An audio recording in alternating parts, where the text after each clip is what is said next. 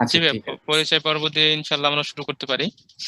আমি তার আগে একটু বলে নেই, মানে আমার ব্রডব্যান্ড কাজ করতেছে না 0.5 ঘন্টা ধরে, সো আমি মোবাইলে হটস্পট দিয়ে কানেক্টেড আছি, যে কারণে মানে মানে টেলিফোন বা মোবাইলের ডেটাতে যেটা হয় লেটেন্সি থাকে, হয়তো কিছুটা ল্যাগ করতে পারে। ধরেন স্বাভাবিক অবস্থায় যে টাইমে কথাটা পৌঁছাবে এখন হয়তো তার যেটা আধা মিনিট বেশি, ও, সরি আধা সেকেন্ড বেশি লাগবে, তো সামান্য তো একটু লেটেন্সি। সেক্ষেত্রে ভাই একটা কাজ করা যায়, ওই যে যদি একটা কথা দেখা যাচ্ছে বেঁধে যায়, ওটা রিপিট করে দিলে একটু আবার পরে মনে হয় ঠিক হয়ে যাবে আর কি, সমস্যা হবে না। আর যদি কোথাও কোনো প্রবলেম হয়, লাইক যে আমি কোনো কারণে ডিসকানেক্টেড হয়ে যাই, অথবা যদি কোনো একটা কথা ঠিকঠাক মতো না পৌঁছায়, তো ভাইয়ারা যারা আছেন একটু দেখেন, আপনারা হ্যাঁ চাইলে হ্যাঁ যদি কমেন্ট গুলা সেইটার বেসিসে, এন্ড আপনারা তো আমার কথা হ্যাঁ, শুনতেছেন, জানাবো, তোকে জানাই দেবো আমরা। জাস্ট একটু জানাবেন ভাই। জি ঠিক আছে স্টুডেন্ট ভাইয়ারা, আমি তোমাদের উদ্দেশ্যে কিছু বলতে চাই। সেটা হলো যে তোমরা হচ্ছে অনেকে কোশ্চেন করো যে স্লাইড কবে পাবো, পিডিএফ কিভাবে পাবো, কোথায় পাবো, ভিডিও পাবো কিনা, অডিও পাবো কিনা, এই সমস্ত কোশ্চেন গুলা। তো আগেই বলে দিই, আমাদের প্রত্যেকটা লেকচারের পিডিএফ ফাইল তোমরা পেয়ে যাবো, অলরেডি পেয়ে গেছো। কেমিস্ট্রি, ফিজিক্স মনে হয় পেয়ে গেছো মেবি, আমি জানি না। তো সেক্ষেত্রে কি ভিডিও এবং অডিও রেকর্ডিং যে ফাইলটা, এটা হচ্ছে তোমাদেরকে জানানো হবে, ঠিক আছে? আমাদের কাজ চলতেছে, ইনশাল্লাহ পেতে পারো আর কি। তো এটা আর কি। আর ঠিক আছে ভাইয়া, তাহলে পরিচয় দিয়ে শুরু করতে পারি। আচ্ছা, একটা মিনিট, আমি একটু স্লাইডটাকে সামনে নিয়ে আসি।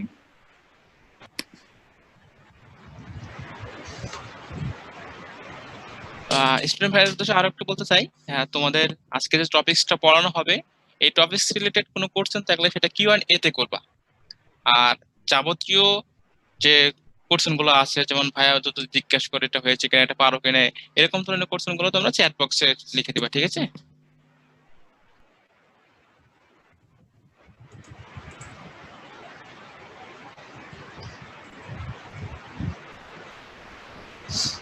আচ্ছা, সো আমরা স্টার্ট করি। আজকের লেকচারের টপিক হচ্ছে, তোমরা সবাই দেখতে পাচ্ছ, M1 বিন্যাস সমাবেশ। তো বিন্যাস সমাবেশ মোটামুটি বেশ বড়সড় চ্যাপ্টারই। আমরা যদি বইয়ের রেসপেক্টে চিন্তা করতে যাই, তাহলে আসলে এটার ভেতর বেশ মানে অনেকগুলো কনসেপ্ট আছে, এবং মানে ম্যাথের পরিমাণও মোটামুটি ভালোই বেশি। তো আমরা আশা করি যে আগে তোমাদের যেটুকু ধারণা আছে তার সাথে আজকের আলোচনাটুকু শেষ করে বা একত্র করলে আমরা হয়তো মোটামুটি ভাবে পুরো জিনিসটা একটা রিভিশন দিতে পারবো। তো লেকচার শুরু করার আগে কয়েকটা ব্যাপার একটু বলে নিই। বিন্যাস সমাবেশ হচ্ছে সম্পূর্ণ কনসেপচুয়াল একটা চ্যাপ্টার। এটার মতো কনসেপচুয়াল চ্যাপ্টার সম্ভবত পুরো বইতে আর একটাও নাই। এই চ্যাপ্টারটাতে তোমার যদি কনসেপ্টটা ক্লিয়ার না থাকে, একদম বেসিক ফান্ডামেন্টাল যে জিনিসগুলো আছে, ছোটখাটো কনসেপ্টের যে জায়গাগুলো আছে, সেগুলো তোমার অবশ্যই পরিষ্কার থাকতে হবে। এইটা জাস্ট টাইপ ধরে করা যায় না। আমরা যদিও টাইপ ধরেই ম্যাথগুলোকে বোঝানোর চেষ্টা করি বা এইভাবে এক্সপ্লেন করানোর চেষ্টা করি, কিন্তু অ্যাকচুয়াল ব্যাপারটা হচ্ছে যে বিন্যাস সমাবেশটার জন্য তোমার কনসেপ্টটা অনেক বেশি ক্লিয়ার থাকা লাগবে। আর যদি কনসেপ্টটা ক্লিয়ার থাকে, তাহলে দেখবা যে ওকে, এই টাইপগুলা বা এত এত টাইপ আসলে হয়তো ওইভাবে কষ্ট করে মনে রাখারও দরকার পড়বে না, তোমরা আরো সহজেই এই জিনিসগুলো দেখতে পারবে। তো আমরা আসলে কথা না বাড়িয়ে স্টার্ট করি। তো একদম শুরুতে যেটা বলা আছে সেটা হচ্ছে প্রাথমিক আলোচনা। তো প্রাথমিক আলোচনার মধ্যে যে জিনিসটা আসবে সেটা নূর হচ্ছে, ভাইয়া, হ্যাঁ ভাইয়া। ভাইয়া, ওই একটু মনে হয় সেটটা সাইলেন্ট করে রাখলে ভালো হয়, ওই যে মেসেঞ্জারে শব্দ আসতেছে তো। বুঝতে পারছেন? হ্যাঁ, এক সেকেন্ড। জি জি।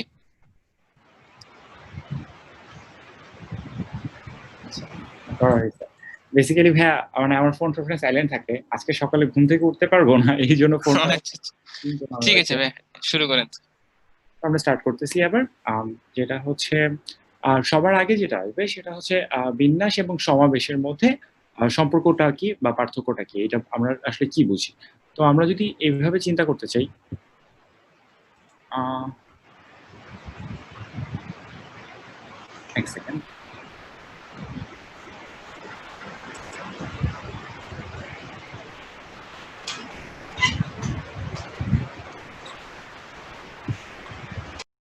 আচ্ছা, সো বিন্যাস বিন্যাস বলতে একদম সংক্ষেপে আমরা যেটা বুঝি সেটা হচ্ছে যে কোনো একটা কিছুকে কতভাবে সাজানো যায়, এই সাজানোর যে প্রক্রিয়াটা, এই সাজানোটাই হচ্ছে অ্যাকচুয়ালি আমার বিন্যাস। সাজানো বলতে আমরা কি বুঝি? ধরা যাক আমার কাছে দুইটা জিনিস আছে, একটা জিনিসের নাম আমরা বললাম হচ্ছে আহ এ, আরেকটা জিনিসের নাম আমরা বললাম হচ্ছে বি, এবং আরেকটা জিনিসের নাম আমরা বললাম হচ্ছে সি। তো তোমাদেরকে যদি আমি বলি এ বি সি এই তিনটা জিনিসকে ঠিক কতভাবে সাজানো যেতে পারে, তো সাজানোর প্রক্রিয়াটা হচ্ছে এরকম যে আমরা চিন্তা করতে পারি, সবার আগে আমরা প্রথমে এ কে রাখতে পারি, তারপরে বি কে রাখতে পারি, তারপর সি কে রাখতে পারি। এটা একটা সাজানোর প্রক্রিয়া। এখন আমি চাইলে এ কে প্রথমে রেখেই সিটাকে মাঝখানে আর বিটাকে পরে রাখতে পারি। তো আমি যেটা বলবো, এই যে সাজানোর প্রক্রিয়াটা প্রথম ক্ষেত্রে আমরা যেটা বলছি নাম্বার 1, আর এই যে 2 নাম্বারে যে সাজানোর প্রক্রিয়াটা আছে, এই দুটো সাজানোর প্রক্রিয়াটা ভিন্ন। তার কারণটা হচ্ছে এর পরে যে বি আছে, বি এর পরে যে সি আছে, এই জিনিসটা যখন আমি 2 নাম্বার কেসে আসছি তখন এর পরে চলে আসছে সি, সি এর পরে বি। অর্থাৎ প্রথম ক্ষেত্রে আমার যে ক্রমটা ছিল সেই ক্রমটা এই ক্ষেত্রে আর নাই, এই ক্ষেত্রে ক্রমটা পরিবর্তন হয়েছে। তো যদি আমি কখনো এই জিনিসটা কোথাও দেখি যে আচ্ছা কতগুলো জিনিস সেগুলোর মধ্যে ক্রমটা পরিবর্তন হয়েছে, আমরা এই ক্রম পরিবর্তনের যে বিষয়টা একেই বলবো হচ্ছে সাজানো, বা এটাকেই বলবো হচ্ছে বিন্যাস। দ্যাট মিনস আমরা এই জায়গাটাতে যে এবিসিটা পাইছি আমরা বলবো এই এবিসি হচ্ছে এক ধরনের বিন্যাস, এসিবি এটা হচ্ছে ভিন্ন আরেক ধরনের বিন্যাস। ঠিক তেমনি আমরা যদি চেষ্টা করি আরো কিছু ভিন্ন ভিন্ন বিন্যাস এখান থেকে বের করতে পারবো। যেমন শুরুতে এ কে রেখে শুধুমাত্র এই দুইটাই পাওয়া সম্ভব, একবার বি কে মাঝখানে রাখবো, সি কে শেষে রাখবো, আবার বি কে মাঝখানে রেখে বি কে শেষে রেখে সি কে মাঝখানে রাখবো। এর বাইরে আমরা যেটা করতে পারি, আমরা বি কে সামনে নিয়ে আসতে পারি, তাহলে বাকি থাকতেছে এ আর সি, এ কে মাঝখানে রাখবো, সি কে শেষে রাখবো, আবার উল্টাটা সি কে মাঝখানে রেখে এটাকে শেষে রাখবো। এটা হচ্ছে বি কে শুরুতে রাখলে, এবং একইভাবে আমরা সি এর জন্য দুইটা পাবো। আমি মোটামুটি নিশ্চিত যে এই ব্যাপারগুলো তোমরা অনেকে এর আগে পড়ছিলা, কিছু কিছু জিনিসপত্র নিশ্চয়ই মনেও আছে, কাজে আমি খুব বেশি সময় জায়গাতে খরচ করবো না। কাজেই বিন্যাসের মূল ধারণাটা আমরা যেটা বলতে চাচ্ছি এটা হচ্ছে সাজানো। এখন আমরা যখন পরবর্তীতে ম্যাথগুলো করবো আমাদের কখনোই আসলে যে সাজাতে গেলে কি কি সাজানো পাওয়া যাবে বা বিন্যাসগুলো কি কি পাওয়া যাবে, যেমন এখানে 6টা বিন্যাস পাওয়া গেছে, এই 6টা বিন্যাস দেখতে কিরকম এটা নিয়ে আসলে আমাদের কখনোই কোনো মাথা ব্যথা থাকবে না। মূলত আমাদেরকে এই চ্যাপ্টারে যেটা করতে হবে, এই সাজানোর সংখ্যাটা ঠিক কতভাবে সাজানো যায় সেই সাজানোর সংখ্যাটা বা বিন্যাসের সংখ্যাটা বের করতে হবে। আচ্ছা, এরপরে মূলত যে জিনিসটা আছে সেটা হচ্ছে সমাবেশ। আমি প্রথমেই এই দুইটার ধারণাটা একটু হালকা বলে নিতে যাচ্ছি, কারণ আমাদের এরপরে যখন আমরা ম্যাথগুলো স্টার্ট করব তখন আমাদের এই ধারণাটা কাজে লাগবে। সো সমাবেশের ব্যাপারটা কখন চলে আসে আসলে? সমাবেশের ব্যাপারটা আসে যদি আমি হচ্ছে বাছাই এই শব্দটা ব্যবহার করি, বা বাছাইয়ের বিকল্প কিছু শব্দ আছে, বাট আমি আসলে মূল ব্যাপারটা যেটা বলতে যাচ্ছি, বিন্যাসের ক্ষেত্রে যেটা ছিল আমার ক্রম জিনিসটা গুরুত্বপূর্ণ ছিল, অর্থাৎ কে কার পরে আছে এই ব্যাপারটা হচ্ছে গুরুত্বপূর্ণ। সমাবেশের ক্ষেত্রে ক্রম গুরুত্বপূর্ণ নয়, এটা হচ্ছে প্রথম কথা। আমি এক্সাম্পল দিলেই তোমরা বুঝতে পারবা। সমাবেশের ক্ষেত্রে প্রথম কথা হচ্ছে ক্রম গুরুত্বপূর্ণ নয়, এবং এই জায়গাটাতে আরেকটা ব্যাপার চলে আসে, সেটা হচ্ছে শুধুমাত্র কাদেরকে নেয়া হচ্ছে আমরা সেই জিনিসটা দেখব। আমরা যদি আগের এক্সাম্পলটার জন্যই চিন্তা করি, ধরা যাক তোমার কাছে 3টা না, তোমার কাছে 4টা জিনিস দেয়া আছে, এ বি সি ডি 4টা জিনিস দেয়া আছে। আমি তোমার কাছে বললাম আচ্ছা এ বি সি ডি থেকে যদি আমি 2টি জিনিস বাছাই করতে চাই, অর্থাৎ তোমার কাজটা হচ্ছে 2টা করে জিনিস চুজ করতে হবে, বাছাই করতে হবে, সেটা আসলে কতভাবে সম্ভব? তো বিন্যাস আর সমাবেশের মধ্যে পার্থক্যটা মূলত কোন জায়গাটাতে? বিন্যাসের হইলে আমরা যেটা চিন্তা করতাম, আচ্ছা 4টা জিনিস আছে, আমি যদি 2টা করে জিনিস নেই তাহলে একটা হইতে পারে এ বি। আবার তোমার মাথায় মনে হইতে পারে যে ওকে বিন্যাস যদি আমি চিন্তা করি তাহলে তো এখানে এ বির সাথে বিও পসিবল, কারণ এটাতে ক্রমর ব্যাপারটা আছে। ঠিক তেমনি আমি চাইলে চিন্তা করতে পারি এসি, আবার এসির সাথে অটোমেটিক্যালি বাই ডিফল্ট একটা সি এ চলে আসবে। এইভাবে দুইটা দুইটা করে আমরা অনেকগুলো জিনিস চিন্তা ভাবনা করতে পারি, A B S C A D, এইভাবে অনেক কিছুই চিন্তা করা যেতে পারে। এবং প্রত্যেকটার জন্য আমরা যেটা দেখবো, এ বি অর্থাৎ এইখানে যা ছিল এইটার ভেতরে কিন্তু এক্স্যাক্টলি তাই আছে, দুইটার ভেতরেই আসলে এ আর বি এই দুইটা বস্তু আছে। সরি, এই দুইটার ক্ষেত্রেই এ এবং বি এই দুইটা বস্তু আছে। এই দুইটার ক্ষেত্রেই যে বস্তুটা আছে সেটা হচ্ছে সি এবং এ। জাস্ট এই দুটার মধ্যে মূল পার্থক্যটা হচ্ছে ক্রম পরিবর্তন, অর্থাৎ একটা আগে গেছে একটা পরে গেছে। বাট আমরা যখন সমাবেশ বলবো, সমাবেশের ক্ষেত্রে এই ক্রমটা আসলে গুরুত্বপূর্ণ না, অর্থাৎ এ আগে আছে না বি আগে আছে এই জিনিসটাকে আমরা গুরুত্বই দিব না। আমরা যেটা বলবো আচ্ছা এ আগে থাকুক আর বি পরে থাকুক, অথবা বি আগে থাকুক এ পরে থাকুক, কারা কারা আছে শুধুমাত্র এই জিনিসটা হচ্ছে আমার সমাবেশের ক্ষেত্রে গুরুত্বপূর্ণ। অর্থাৎ আমরা এই দুইটাকে তখন আর আলাদা কোনো অপশন হিসেবে চিন্তা করব না, বরং এই দুটা মিলে একটা সিঙ্গেল অপশন হিসেবে চিন্তা করব। অর্থাৎ আমরা যেটা বলছিলাম যে এর আগে আমরা যখন বিন্যাস করেছি তখন বিন্যাসের ক্ষেত্রে আমার ৩ টা জিনিস নিয়েই আমরা যখন বিন্যাস করেছি তখন আমরা দেখেছি যে এটার ক্ষেত্রে ক্রমটা গুরুত্বপূর্ণ। বাট এটার ক্ষেত্রে যেটা হবে যে ক্রমটা গুরুত্বপূর্ণ না। শুধুমাত্র কারা, কারা আছে সেই ব্যাপারটা নিয়ে আমরা চিন্তা করব এক্ষেত্রে। তো আমরা এটা নিয়ে বিস্তারিত আলোচনা আরেকটু সামনে আসলে করব। তো আমরা পরে আস্তে, আস্তে একটু শুরু করি। আম একদম সবার আগে আমাদের যেটা জানা দরকার যে বিন্যাসটা আমরা আসলে ক্যালকুলেশন বা হিসাবটা আসলে কিভাবে করে থাকি। তো এই জায়গাটাতে তোমরা দেখবা যে আচ্ছা আমরা A, B, C, A, C, B এইরকম করে টোটাল ৬ টা জিনিস পেয়েছিলাম। অর্থাৎ A, B, C এই ৩ টা জিনিসকে টোটাল সাজানো যায় আমরা বলতে পারি যে এই সবগুলো জিনিসকে সাজানোর উপায়টা হচ্ছে আ টোটাল ৬ ভাবে। টোটাল ৬ টা উপায় আছে। এখন আমি ৩ টা জিনিসের ক্ষেত্রে ৬ টা পাইছি। আমি কোয়েশ্চেন করতেই পারি। যদি ৪ টা হয় তাহলে আসলে আ কতগুলো ভাবে বিন্যাস করা যেতে পারে? ৫ টা হলে কতগুলো ভাবে বিন্যাস করা যেতে পারে? এই হিসাবটা আসলে আমরা কিভাবে করব? তো এটার জন্য আমি একটু ধারণাটা ক্লিয়ার করি আসলে। সবার আগে আমরা যদি দেখি ৩ টা জিনিস সাজানো যায় কতভাবে সেটা আমরা আসলে কি করে দেখতে পারি? আচ্ছা। সো এটার জন্য আমরা যেটা করে থাকি সেটা হচ্ছে বিন্যাসের গুণন বিধি বলে একটা জিনিস আছে। আমরা এই ধারণাটা ব্যবহার করি। সো গুণন বিধি আসলে কি বলে? আমরা এই জিনিসটার জন্য চিন্তা করব। A, B, C এর জন্য।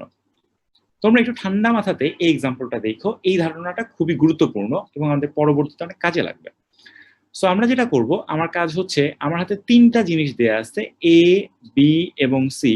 আমার কাজ হচ্ছে এই ৩ টা জিনিসকে কতভাবে সাজানো যায় সেটা বের করতে চাই। তো আমরা হিসাব করতেছি অপশনগুলো টোটাল কতগুলো হইতে পারে। এখন তোমরা যদি খেয়াল করো, এই শুরুতে দেখো, এই জায়গাতে যে লিস্টটা করা আছে, এই লিস্টটার দিকে যদি তুমি ভালো মতো তাকাও, তাহলে দেখবা এই বিন্যাসগুলোর মধ্যে তুমি চাইলে কিছু প্যাটার্ন বের করে ফেলতে পারবা। প্যাটার্নগুলা কি? যেমন ১ম ২ টা যে বিন্যাস ছিল, এই ২ টা বিন্যাসই আমার শুরু হইছে A দিয়ে। তার পরের ২ টা বিন্যাস শুরু হইছে B দিয়ে এবং তার পরের ২ টা বিন্যাস শুরু হইছে C দিয়ে। এই কথার মানে হচ্ছে ১ম অক্ষরটা তোমার A হইতে পারে, ১ম অক্ষরটা তোমার B হইতে পারে, ১ম অক্ষরটা তোমার C হইতে পারে। টোটাল এরকম ৩ টা কেস আছে। ৩ টা কেসের মধ্যে ১ম কেসগুলা হচ্ছে যেখানে তোমার A আছে, ২য় কেসগুলা হচ্ছে যেখানে তোমার B আছে, ৩য় কেসগুলা হচ্ছে যেখানে তোমার C আছে। কাজেই আমি যদি চিন্তা করি আচ্ছা এখানে ৩ টা ঘর, ৩ টা ঘরের মধ্যে আমি এই জায়গাটাতে A, B, C এই জিনিসগুলো বসাবো, তাহলে ১ম ঘরের জন্য আমার সুযোগ বা অপশন থাকবে কয়টা? এখানে চাইলে আমরা A বসাইতে পারি, চাইলে আমরা B বসাইতে পারি, চাইলে আমরা C বসাইতে পারি। কাজেই ১ম ঘরের জন্য আমার অপশন হচ্ছে ৩ টা। এখন ধরা যাক ১ম ঘরে আমরা A, B, C এর যেকোনো একটা বসাইলাম। তোমার ৩ টা অপশনের মধ্যে সে ফর এক্সাম্পল কথার কথা তুমি ১ম ঘরটাতে B বসায়া ফেলছো।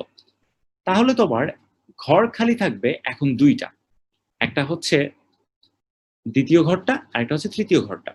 সো ২য় আর ৩য় ঘরে তুমি চাইলে A আর C এইভাবে বসাইতে পারো যে A কে তুমি ২ নাম্বার ঘরে বসাবা, C কে তুমি ৩ নাম্বার ঘরে বসাবা, অথবা তুমি চাইলে উল্টা কাজটাও করতে পারো।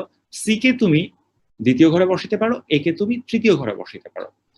দ্যাট মিনস আমি যেটা বলতে পারি সেটা হচ্ছে ১ম ঘরের জন্য অপশন ছিল ৩ টা।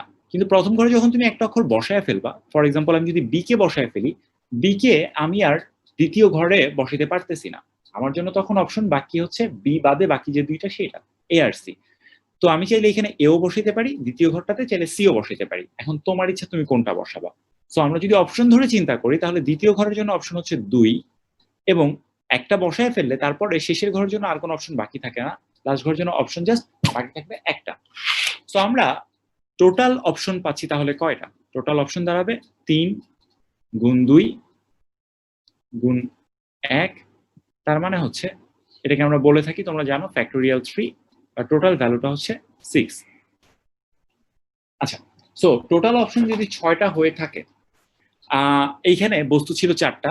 আমি জাস্ট একটু ছোট্ট করে জানতে চাই যে আমি যদি বলতাম যে কোনো একটা জায়গাতে ৫ টা জিনিস আছে, তাহলে এই ৫ টা জিনিস নিয়ে বিন্যাস যদি করতে হয় তখন আমরা কিভাবে করব? তো মেকানিজমটা মোটামুটিভাবে একই রকম আসলে। আমরা যেটা করব সবার ১ম ঘরে চিন্তা করব কয়টা বসানো যায়। ১ম ঘরের জন্য অপশন থাকবে ৫, ২য় ঘরের জন্য অপশন থাকবে হচ্ছে ৪, ৩য় ঘরের জন্য অপশন থাকবে ৩ এবং এভাবে চলতে থাকবে। তাহলে এই ৫ টা ঘরের জন্য টোটাল অপশন হবে হচ্ছে আমার ১ থেকে শুরু করে ৫ পর্যন্ত গুণফল।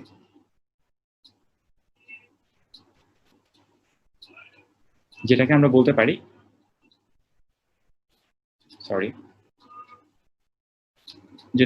পারি ফ্যাক্টোরিয়াল 5 বা হচ্ছে এটার ভ্যালু আমরা জানি 120। ওকে, সো এইটার সাথে একটা ছোট্ট করে জিনিস আসলে যোগ করতে চাই, সেটা হচ্ছে অনেক সময় এমনটা হতে পারে যে তোমাকে যতগুলো জিনিস দিচ্ছে সবগুলো নিয়ে বিন্যাস করা নাও লাগতে পারে।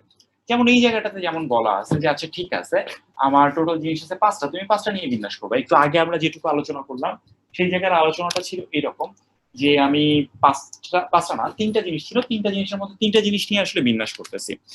কোশ্চেন হচ্ছে যদি সবগুলো নিয়ে বিন্যাস না করতে হয় তাহলে আমরা কি করব? ফর এক্সাম্পল আমরা একটা কোশ্চেন দেখি, তোমরা একটু চিন্তা করো। এখানে বলা আছে 50 জন অতিথি কতভাবে নিজেদের মধ্যে হ্যান্ডশেক করতে পারে। তোমাদের এই প্রবলেমটা অ্যান্সার করতে হবে। অ্যান্সার করে একটা পোল সেট করা হয়েছে, তোমাদের সেই পোলে অ্যান্সার করে মানে অ্যান্সারটা দিয়ে দিতে হবে। তো আমি একটু কোশ্চেনটা শুরু করার আগে একটু তোমাদেরকে বলে রাখি, প্রথমত তোমরা যেটা চিন্তা করবা এই 50 জন অতিথির মাঝখানের যে হ্যান্ডশেকের ব্যাপারটা, হ্যান্ডশেক ব্যাপারটার সাথে বিন্যাস জড়িত থাকবে নাকি সমাবেশ জড়িত থাকবে, অর্থাৎ এই ক্ষেত্রে ক্রোমোজোর জিনিসটা বা অর্ডারটা কি ইম্পর্টেন্ট নাকি ইম্পর্টেন্ট না, এটা তোমরা একটু চিন্তা করবা। অ্যান্ড দেন আমরা যে একটু আগে বক্সের মতো একে একে একটু ক্যালকুলেশন করার চেষ্টা করছি, তোমরা সেইটা ধরে একটু ট্রাই করতে পারো যে এটা কিভাবে সলভ করা যেতে পারে। 50 জন অতিথি কতভাবে নিজেদের মধ্যে হ্যান্ডশেক করতে পারে। তো তোমাদের একটা পোল সেট করা হয়েছে সম্ভবত, সেই পোলের মধ্যে অ্যান্সারটা দিয়ে দাও। ভাইরা কেউ কি আছেন অনলাইনে উদ্ভাসে? হ্যাঁ লঞ্চ করে দিয়েছি ভাই। আচ্ছা ঠিক আছে, পোলটা তাহলে দিয়ে দেন। আমরা কত টাইম কত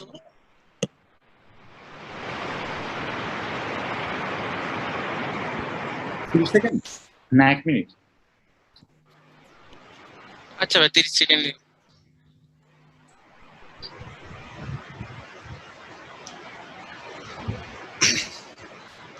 কামরুল, হ্যাঁ কামরুল ওই তুই একটু ওদেরকে বলে দিস কোথায় কিউএ তে কি করবে আর চ্যাটে কি লিখবে, মানে অ্যান্সার কোথায় দিবে আর কিউএ তে কি ধরনের কোয়েশ্চেন করবে।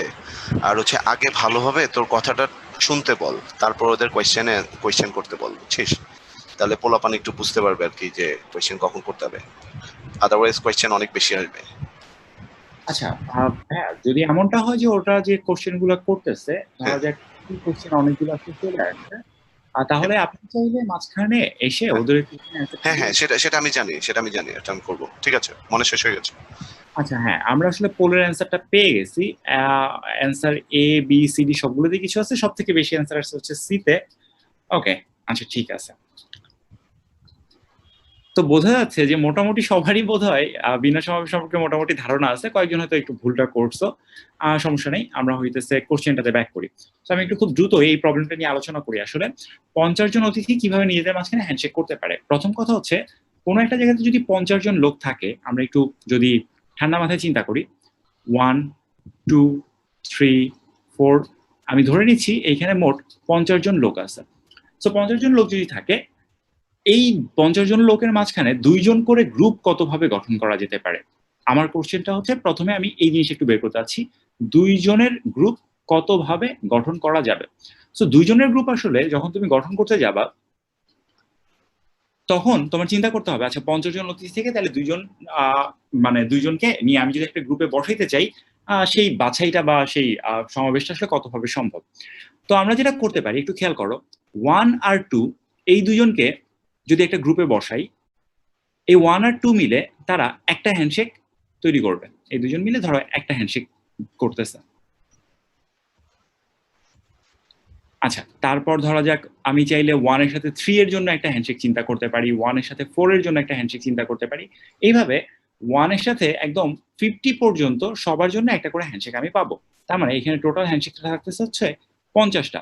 ঠিক একইভাবে আমি যদি চিন্তা করি 2 এর জন্য, দেখা যাবে 2 এর সাথে আমি 3 এর একটা হ্যান্ডশেক পাবো, 2 এর সাথে আমি 4 এর একটা হ্যান্ডশেক পাবো। এভাবে সবারই একটা করে পাওয়া যাবে। এইভাবে 2 এর সাথে একদম 50 পর্যন্ত আরো 49টা হ্যান্ডশেক পাওয়া যাবে। বাট আমি যে জিনিসটা বলতে চাচ্ছি সেটা হচ্ছে যখন আমি এই জায়গাটাতে লিখছি 2 এর সাথে 3 এর একটা হ্যান্ডশেক পাওয়া যাবে, খেয়াল করো একটা হ্যান্ডশেকের জন্য আমার আসলে এই যে 2 জন ব্যক্তিকে আমি নিছি 1 আর 2, এই 2 ব্যক্তির কথা যদি ভাবো, এখানে দেখো মূলত আমার যে জিনিসটা দরকার সেটা হচ্ছে বাছাই করা। মানে আমার কারা কারা আসছে এই জিনিসটা ইম্পর্টেন্ট, কে আগে আসছে কে পরে আসছে এটা ইম্পর্টেন্ট না। ফর এক্সাম্পল আমি যদি বলি আচ্ছা 1 আর 2 কোনো একটা জায়গাতে আছে, এখন এই 1 আর 2 মিলে হ্যান্ডশেক করবে, বা এ আর বি দুইজন ব্যক্তি আছে তারা দুইজন মিলে হচ্ছে হ্যান্ডশেক করবে। খেয়াল করো আমি যদি এ কে আগে লিখি বি কে যদি পরে লিখি, it doesn't make any sense. মানে এই ক্ষেত্রে হ্যান্ডশেক যা হবে বি কে আগে লিখলে এ কে পরে লিখলে এই ক্ষেত্রে আসলে হ্যান্ডশেকের সংখ্যাটা একই হবে। মানে এই ক্ষেত্রে অর্ডার বা ক্রম জিনিসটা গুরুত্বপূর্ণ না, অর্থাৎ কে আগে আছে কে পরে আছে এই ব্যাপারটা গুরুত্বপূর্ণ না, জাস্ট হচ্ছে কারা আছে এই ব্যাপারটা গুরুত্বপূর্ণ। আমি যদি এ আর বি এর জায়গাতে বি এর পরিবর্তে সি কে নিয়ে আসতাম তাহলে দুইজন ভিন্ন ব্যক্তিকে পাইতাম, এই দুইজন ভিন্ন ব্যক্তি মিলে তারপর হচ্ছে আরেকটা নতুন হ্যান্ডশেক করতে পারতো। বাট এখন যেটা হচ্ছে সেটা হচ্ছে যে দুইজন ব্যক্তির মধ্যে জাস্ট একটাই হ্যান্ডশেক পসিবল, কাজে আমার এই ক্ষেত্রে ক্রমটা গুরুত্বপূর্ণ না। আমি এটার সিমিলার আরেকটা এক্সাম্পল একটু জাস্ট যোগ করি, যেটা হয়তো এই জায়গাতে রিলেভেন্ট মনে হতে পারে। আমরা যদি একটু বিন্দু যোগ করার কথা চিন্তা করি, ধরা যাক একটা জায়গাতে 3টা বিন্দু আছে, আমি তোমাকে বললাম এই 3টা বিন্দু যোগ করে কতগুলো রেখা পাওয়া সম্ভব। সো রেখা পেতে গেলে আমরা জানি যে 2টা বিন্দু যোগ করতে হয়। এখন কথা হচ্ছে এর ক্ষেত্রে কি ক্রম জিনিসটা গুরুত্বপূর্ণ হবে নাকি গুরুত্বপূর্ণ হবে না। খেয়াল করো তুমি যদি এর সাথে বি বিন্দুটা যোগ করো তাহলে তুমি চিন্তা করো আচ্ছা এ থেকে এই যে দিকে বি এর দিকে আমি টান দিলাম, তাহলে এ বি একটা রেখা পাওয়া গেল। এখন কেউ এসে যদি বলে যে না ভাইয়া আপনি কেন এর সাথে বি যোগ করছেন, আমি যেটা করবো আমি বি এর সাথে এ যোগ করবো। সো বি এর সাথে যদি এ যোগ করতে যাও তাহলে দেখো এই বি এর সাথে যখন তুমি এ যোগ করতেছো এটা কিন্তু আসলে একই রেখাই পাওয়া যাচ্ছে, ভিন্ন কোনো রেখা পাওয়া যাচ্ছে না। তার মানে এ বি যে রেখাটা নির্দেশ করে বিও সেই একই রেখাটাই নির্দেশ করে। তার মানে হচ্ছে এ আগে আছে বি পরে আছে, এইটা যে অর্থটা বহন করবে বি আগে আছে এ পরে আছে এটা আসলে একই অর্থ বহন করবে। কারণটা হচ্ছে রেখার ক্ষেত্রে কোন বিন্দুটা আগে উল্লেখ করতেছো কোনটা পরে উল্লেখ করতেছো এটা গুরুত্বপূর্ণ না, বরং ইভেনচুয়ালি কোন দুইটা বিন্দু আছে এটাই হচ্ছে গুরুত্বপূর্ণ। সো এইখানে ক্রমজোড় জিনিসটা বা কোন ক্রমে আছে সেটা আসলে গুরুত্বপূর্ণ না, কারা আছে সেটা গুরুত্বপূর্ণ। কাজে আমরা রেখা গঠনের ক্ষেত্রেও এই সমাবেশের ধারণাটাই ব্যবহার করি। তো আমি জাস্ট এই কোশ্চেনটা একটু সংক্ষেপে শেষ করে ফেলি, আসলে অনেক আলোচনা হয়ে গেছে। 50 জন অতিথি কতভাবে নিজেদের মাঝে হ্যান্ডশেক করতে পারে। সো ফার্স্ট স্টেপ হচ্ছে তোমার আগে এইটা বুঝতে হবে যে হ্যান্ডশেক করাটা বিন্যাস নাকি সমাবেশ। যেহেতু হ্যান্ডশেকের মধ্যে দুইজন ব্যক্তি একজন আরেকজনের সাথে হাত মিলাইতেছে, সুতরাং কারা হাত মিলাইতেছে এইটা আসলে গুরুত্বপূর্ণ। কে আগে হাত বাড়াইছে কে পরে হাত বাড়াইছে এটা আসলে গুরুত্বপূর্ণ না। কাজে এটার ক্ষেত্রে ক্রম গুরুত্বপূর্ণ না। ক্রম গুরুত্বপূর্ণ না মানেই হচ্ছে এটা সমাবেশে চলে যাবে। সমাবেশে যদি চলে যায় তাহলে আসলে অ্যান্সারটা কিরকম ভাবে আমরা লিখবো। তো সমাবেশ হইলে আমরা আসলে দুইটা ভাবে চিন্তা করতে পারি। একটা হচ্ছে একটু আগে যেটা বলতেছিলাম যে এইখানে প্রথম ব্যক্তি হ্যান্ডশেক করতে পারে বাদ বাকি সবার সাথে। আচ্ছা আমি ছোট্ট একটা ভুল করছিলাম, এইখানে হচ্ছে 1 2 1 3 1 4 150 লিখছি, এটা আসলে 50 হবে না, এটা হচ্ছে 49 হবে, মোট 49 ভাবে এই ভুলটা করছিলাম, সরি। তার মানে এটা হবে হচ্ছে 48। আচ্ছা তো আমরা যেটা করতে পারি তাহলে প্রথম ব্যক্তি হ্যান্ডশেক করতে পারে 49 ভাবে, দ্বিতীয় ব্যক্তি হ্যান্ডশেক করতে পারে 48টা উপায়ে, তৃতীয় ব্যক্তি হ্যান্ডশেক করতে পারে হচ্ছে 47টা উপায়ে, চতুর্থ ব্যক্তি হ্যান্ডশেক করতে পারে 46টা উপায়, এভাবে চলতে থাকবে এক পর্যন্ত যোগ করব। তো সবগুলো যোগ করলে যেটা পাওয়া যায় সেটা হচ্ছে 49 গুণ 50 ডিভাইড বাই 2। এটা আমরা 9 10 একটা সূত্র শিখেছিলাম, বা এটাকে আমরা চাইলে হচ্ছে 52 সিও সরি 50C2 ও বলতে পারি। এটা হচ্ছে একদম সংক্ষেপে, মানে আমরা যদি ভেঙে ভেঙে অ্যানালিটিক্যালি চিন্তা করি একদম হ্যান্ডশেকের সংখ্যা গোনা শুরু করি তাহলে পাবো হচ্ছে এই যোগফলটা।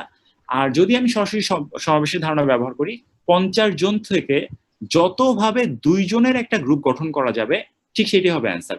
সো 50 জন থেকে দুইজনের গ্রুপ গঠন করা যায় হচ্ছে 50C2 উপায়। তো তুমি দুইটার যেটাই বলবা সেটাই আসলে কারেক্ট অ্যান্সার। এইভাবেও চিন্তা করতে পারো এইভাবে চিন্তা করতে পারো, সহজ উপায়টা হচ্ছে এইভাবে চিন্তা করা। এটা কনসেপ্ট ডেভেলপমেন্টের জন্য ঠিক আছে, বাট এটা ইজিয়ার বেশি। আচ্ছা সৌরভ কি অনলাইনে আছিস? হ্যাঁ ভাই আছি আমি, শোনা যাচ্ছে আমাকে? হ্যাঁ শোনা যাচ্ছে। আমার একটু হেল্প লাগবে। আমার যে এটাতে কি বলে, মানে আমার গ্রাফিক প্যাডটা কোন একটা কারণে যেটা হচ্ছে যে একটা সময় মানে সেন্সিটিভিটিতে প্রবলেম করতেছে, আমার একটু ক্যালিব্রেশন করা দরকার। তুই কি একটা math in the meantime continue করতে পারবি? আমি জাস্ট ক্যালিব্রেশনটা করে দেব। আপনার কি ভাই এটা শেষ?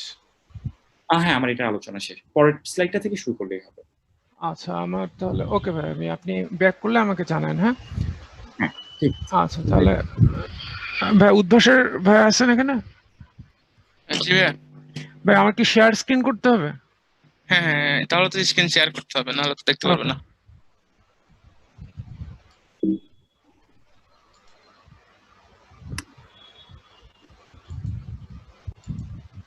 আমার স্ক্রিন দেখা যাচ্ছে? হ্যাঁ যাচ্ছে ভাইয়া, আপনি শুধু ফাইলটা ওপেন করলে হবে। হ্যাঁ ওকে।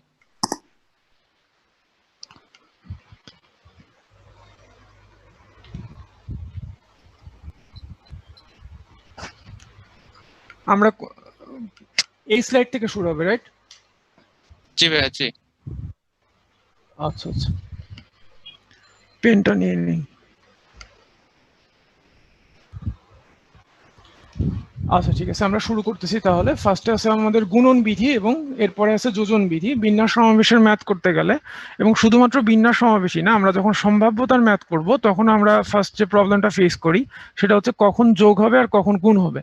তো এই নিয়মটা আমরা এই চ্যাপ্টারে আলোচনা করতেছি, কখন যোগ করতে হবে কখন গুণ করতে হবে, এবং এটা সম্ভাব্যতা চ্যাপ্টারের জন্য আমাদের কাজে লাগবে আর কি।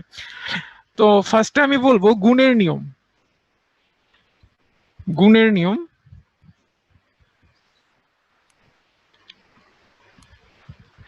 স্টুডেন্টরা যারা খাতা কলম নিয়ে বসে আছো, আমি তোমাদের সাজেস্ট করবো একটা লাইন খাতায় লিখে রাখতে, ছোট্ট একটা লাইন। সেটা হচ্ছে, যখন কোনো কাজ, তোমরা যদি লিখতে থাকো তাহলে বলবো আমাকে, যখন কোনো কাজ একাধিক অংশে বিভক্ত করে সম্পন্ন করা হয় তখন গুণ হয়। এই লাইনটা একটু লিখে লিমা, যে যখন কোনো কাজ একাধিক অংশে বিভক্ত করে সম্পন্ন করা হয় তখন গুণ হয়। ফর এক্সাম্পল, এখানে যে ছবিটা আছে, উপরের ছবিটা, যে আমাদের ফার্স্টে খুলনা থেকে সিলেটে যাইতে হবে, কিন্তু খুলনা থেকে সিলেটে যাওয়ার সরাসরি কোনো রাস্তা নাই, আমাদের ঢাকা হয়ে তারপর সিলেটে যাইতে হবে। তো খুলনা থেকে ঢাকায় যাওয়ার তিনটা রাস্তা আছে। রাস্তা তিনটার নাম হচ্ছে এ, বি এবং সি। ঢাকা থেকে সিলেট যাওয়ার চারটা রাস্তা আছে, ডি, ই, এফ এবং জি। কোশ্চেন হচ্ছে, তুমি কতভাবে খুলনা থেকে সিলেটে যাইতে পারো? ওকে ফাইন, যেহেতু খুলনা থেকে সিলেট যাওয়ার সরাসরি কোনো রাস্তা নাই, তাই আমাকে কাজটা করতে হবে দুইটা অংশে ভাগ করে। প্রথম অংশ হচ্ছে আমাকে খুলনা থেকে ঢাকা যাইতে হবে, দ্বিতীয় অংশ হচ্ছে আমাকে ঢাকা থেকে সিলেটে যাইতে হবে।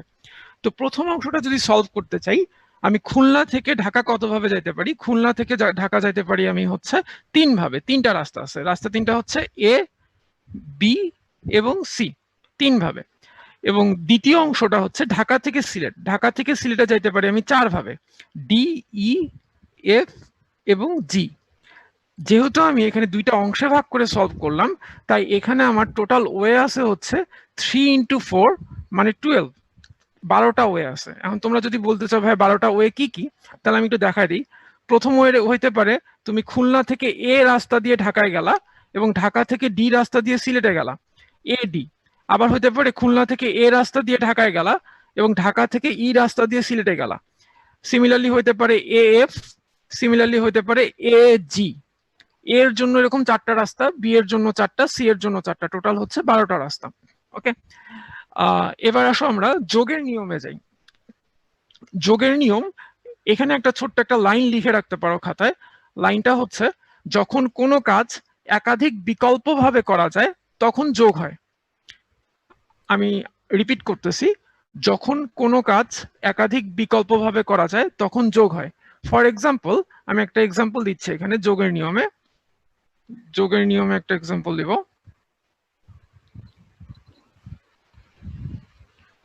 তোমাকে ঢাকা থেকে চিটাগাং যাইতে হবে।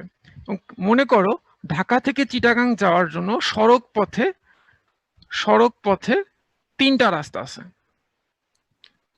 আকাশ পথে রাস্তা আছে একটা এবং নৌপথে রাস্তা আছে দুইটা। সড়ক পথে আছে তিনটা রাস্তা, আকাশ পথে আছে একটা রাস্তা, নৌপথে আছে দুইটা রাস্তা। কোশ্চেন হচ্ছে তুমি কতভাবে ঢাকা থেকে চিটাগাং যেতে পারো? খেয়াল করবা এখানে প্রতিটা রাস্তাই কিন্তু স্বয়ংসম্পূর্ণভাবে আমাদের কাজটা করতে সক্ষম। তার মানে সড়ক পথ, নৌপথ, আকাশপথ, এগুলা প্রত্যেকটাই কিন্তু আমাদের মূল কাজটা সম্পূর্ণ করার এক একটা বিকল্প উপায়। তুমি ঢাকা থেকে চিটাগাং যাওয়াই যদি তোমার মেইন উদ্দেশ্য হয়, তাহলে তুমি সেটা সড়ক পথেও যাইতে পারো, বিকল্পভাবে তুমি আকাশ পথেও যাইতে পারো বা নৌপথেও যাইতে পারো। আমি প্রথমেই বলে নিছি, যখন একটা কাজ একাধিক বিকল্পভাবে করা যাবে তখন যোগ হবে। সো এখানে আমরা যোগ করব। টোটাল এখানে ওয়ে আছে হচ্ছে 3 যোগ 1 4 5 6টা ওয়ে আছে। নিচে আর একটা এক্সাম্পল দেখতেছো তোমরা, হেলিকপ্টারের ছবি দেওয়া। এক্সাম্পলটা খেয়াল করো, তোমাকে যাইতে হবে খুলনা থেকে সিলেটে। তো খুলনা থেকে সিলেটে সড়ক পথে যাওয়ার সরাসরি কোনো রাস্তা নাই, তোমাকে ঢাকা হয়ে যাইতে হবে। তো তুমি যদি খুলনা থেকে সড়ক পথে ঢাকা হয়ে সিলেটে যাও, তাহলে তোমাকে যাইতে হবে অংশে ভাগ করে যাইতে হচ্ছে, যেহেতু সরাসরি কোনো রাস্তা নেই। তুমি তাহলে সড়ক পথে যাইতে পারো 3 গুণন 4 মানে 12 ভাবে, যেহেতু খুলনা থেকে ঢাকা 3 ভাবে, ঢাকা থেকে সিলেট 4 ভাবে। ওকে, 12 ভাবে যাইতে পারো। এবং খেয়াল করো, তুমি খুলনা থেকে সিলেট যদি আকাশ পথে যাও তাহলে 1 ভাবে যাইতে পারো। হ্যাঁ, তাহলে টোটাল ওয়ে হচ্ছে তোমার 12 + 1 মানে 13টা। আরেকবার বলতেছি, এখানে যোগ বিধি এবং গুণন বিধি দুইটা একই সাথে প্রয়োগ হয়েছে। প্রথম অংশে যখন আমরা খুলনা থেকে সিলেট যাচ্ছি ঢাকা হয়ে, তখন গুণন বিধি প্রয়োগ হয়েছে, 12 ভাবে যেতে পারি। আর দ্বিতীয় অংশে আমি যখন আকাশপথটা কনসিডারেশনে আনতেছি, তখন সেটা যাইতে পারে 1 ভাবে। এবং যেহেতু আকাশপথ আর সড়ক পথ একটার বিকল্প, তাই মাঝখানে হচ্ছে যোগ। হ্যাঁ, রেজাল্টটা হচ্ছে 13। ওকে, কামরুল ভাই কি আসছেন? আমার আরেকটু টাইম লাগবে। ওকে, বিন্যাসের সমীকরণ সংক্রান্ত। আচ্ছা, এখানে একটা ম্যাথ, এটা একটা ইয়ে আছে, এনপিআর। ওকে, তো আমরা একটা জিনিস দেখবো, সেটা হচ্ছে আমরা এই ফর্মুলা মনে সবাই জানি।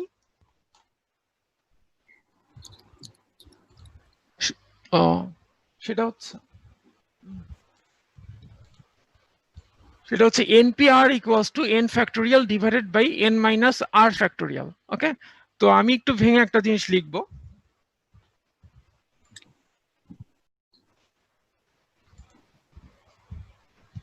সাপোজ আমরা 5p2 বের করতে চাই। 5p2 মানে হচ্ছে 5 factorial divided by 5 minus 2 factorial. That means 5 factorial divided by 3 factorial. তোমরা জানো 5 ফ্যাক্টোরিয়ালকে আবার লেখা যায় 5 ফ্যাক্টোরিয়াল, সরি 5 ফ্যাক্টোরিয়ালকে লেখা যাবে হচ্ছে 5 ইন্টু 4 ইন্টু 3 ফ্যাক্টোরিয়াল, আর নিচে 3 ফ্যাক্টোরিয়াল থাকলো। এই 3 ফ্যাক্টোরিয়াল 3 ফ্যাক্টোরিয়াল কাটলে, হ্যাঁ ভাইয়া ওই হেডফোনটা একটু মুখের কাছে নিয়ে কথা বললে বেটার হয়। এখন ঠিক আছে? হ্যাঁ হ্যাঁ, 5 ইন্টু 4, তাহলে 5p2 এর মান আসছে হচ্ছে 5 ইন্টু 4। এখান থেকে আমি তোমাদের একটা জিনিস বলবো, যে 5p2 দুটা টার্ম খেয়াল করো, এখানে আছে 5, এখানে আছে 2। এই 5টা হচ্ছে এই 5, হ্যাঁ, আর এখানে 2 আছে। 2 মিন্স হচ্ছে এখানে দুইটা টার্ম থাকবে। 5p2 না হয়ে এটা যদি হয়তো 5p3, তাহলে এটা হয়তো এই 5টা যেহেতু শুরুতে 5 গুণন 4 গুণন 3, মানে 5p3 মিন্স হচ্ছে 5 থেকে শুরু হয়ে পাশাপাশি 3টা সংখ্যার গুণফল। এই পাশাপাশি 3টা সংখ্যা হচ্ছে 5 থেকে এক এক করে কমতে থাকবে। এখন এমসিকিউতে একটা শর্ট কোশ্চেন আসতে পারে যে 100p2 এটার মান কত। তো এটার জন্য ক্যালকুলেটরের দরকার নেই। 100p2 মানে হচ্ছে 100 ইন্টু 99। 100 থেকে শুরু হয়ে পাশাপাশি দুইটা সংখ্যার গুণফল, এবং পাশাপাশি সংখ্যা দুইটা 100 থেকে এক এক করে কমতে থাকবে। ওকে, তাহলে যদি এটা 100p2 না হয়ে ধরো 50p3 হইতো, 50p3 সেটা কি হবে 50 ইন্টু 49 ইন্টু 48, 50 থেকে শুরু করে পাশাপাশি 3টা সংখ্যার গুণফল। ওকে, আমরা নেক্সট স্লাইডে যাচ্ছি। এখানে একটা ম্যাথ আছে,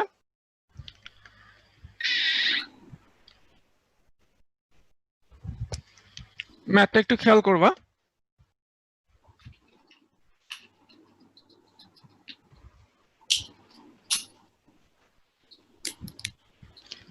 n minus 1 p3 is to n plus 1 p3 equals to 5 is to 12 হলে n এর মান নির্ণয় করো। ওকে, n minus 1 p3, n minus 1 p3 মানে হচ্ছে n minus 1 থেকে শুরু করে পাশাপাশি 3টা সংখ্যার গুণফল, এবং সংখ্যাগুলো এক এক করে কমতে থাকে, যেটা আমি একটু আগেই বললাম। তাহলে একটা সংখ্যা যদি n minus 1, পরের সংখ্যাটা হবে n minus 2, তারপরের সংখ্যাটা হবে হচ্ছে n minus 3 is to n plus 1 p3, এটা হবে হচ্ছে n plus 1 into n plus 2 into n plus sorry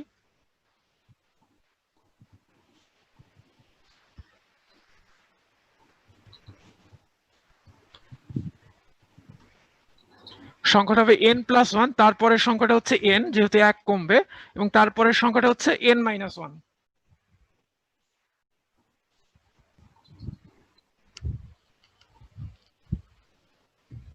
equals to 5:12। পরের লাইনটা আমরা লিখতে পারি n minus 1 n minus 2 n minus 3 divided by n plus 1 into n into n minus 1 equals to 5/12। এখন খেয়াল করবা এই n minus 1 এবং n minus 1 কাটাকাটি যাবে, n minus 2 এবং n minus 3 যদি তুমি মাল্টিপ্লাই করো তাহলে এটা হবে n square minus 5n plus 6, আর এই দুটো মাল্টিপ্লাই করলে আসতেছে n square plus n equals to 5/12।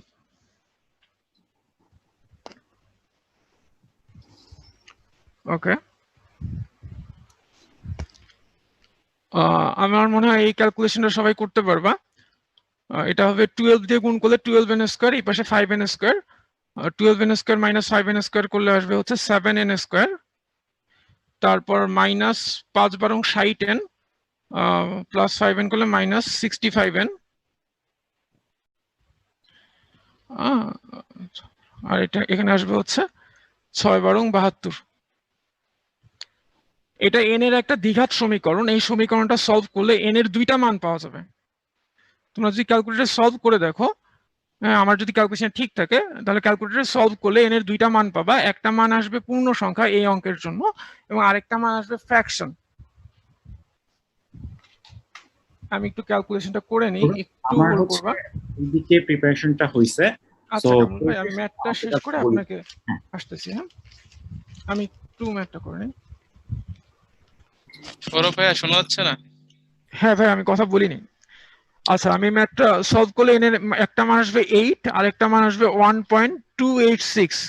হ্যাঁ, আমরা সবসময় মনে রাখবো n এর মানটা হবে অবশ্যই পূর্ণ সংখ্যা, তাই 1.286 এই মানটা গ্রহণযোগ্য হবে না। আমাদের এই অঙ্কের অ্যান্সার হবে n এর মান হচ্ছে 8, এইটই হবে আমাদের অ্যান্সার। ওকে, হ্যাঁ কামরুল ভাই কন্টিনিউ করেন।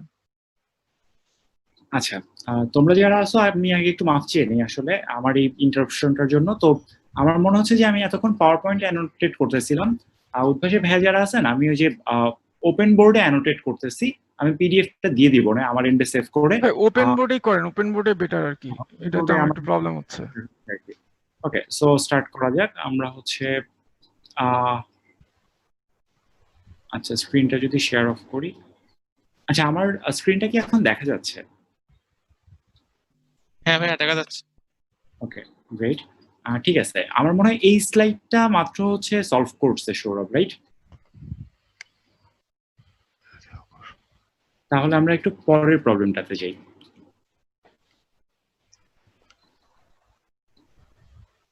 আচ্ছা, তো তোমরা যারা দেখতেছিলা তারা একটু খেয়াল করো, আমি এটাকে একটু নর্মালি দেখানোর চেষ্টা করি।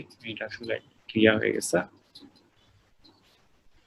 আচ্ছা, সো এখানে তোমাদের জন্য আরেকটা এক্সাম্পল দেয়া আছে, সেটা হচ্ছে সিমিলার একদম আগের যে প্রবলেমটা সেই প্রবলেমটার মতোই। 2n + 1 pn - 1 এবং 2n - 1 pn এই দুইটার রেশিও যদি 5:3 হয় তাহলে n এর মানটা কত হবে সেটা তোমাকে বের করতে বলছে। তো আমি আশা করি যে তোমরা সৌরভ ভাইয়ের কথা বুঝতে পারছো।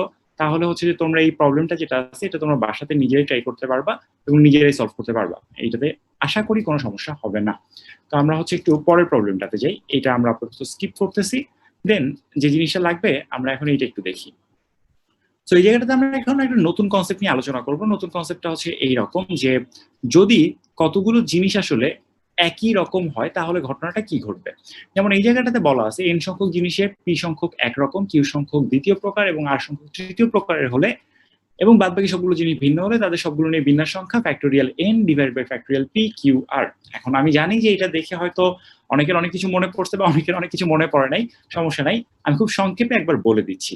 সেটা হচ্ছে, ধরা যাক যদি এমনটা হয় যে কোনো একটা জায়গাতে কিছু জিনিস আছে, আমি তোমাকে প্রথমত একটা নর্মাল এক্সাম্পল দিই। ধরা যাক এরকম কিছু একটা আছে, একটা জায়গাতে 3টা এ আছে, 2টা বি আছে, 3টা সি আছে এবং ধরা যাক 4টা ডি আছে। আমি তোমাকে বললাম এইখানে তাহলে টোটাল জিনিস আছে 3টা, 2টা 5টা, 3টা 8টা এবং 4টা 12টা। এই 12টা জিনিসকে পাশাপাশি কতভাবে সাজানো যাবে?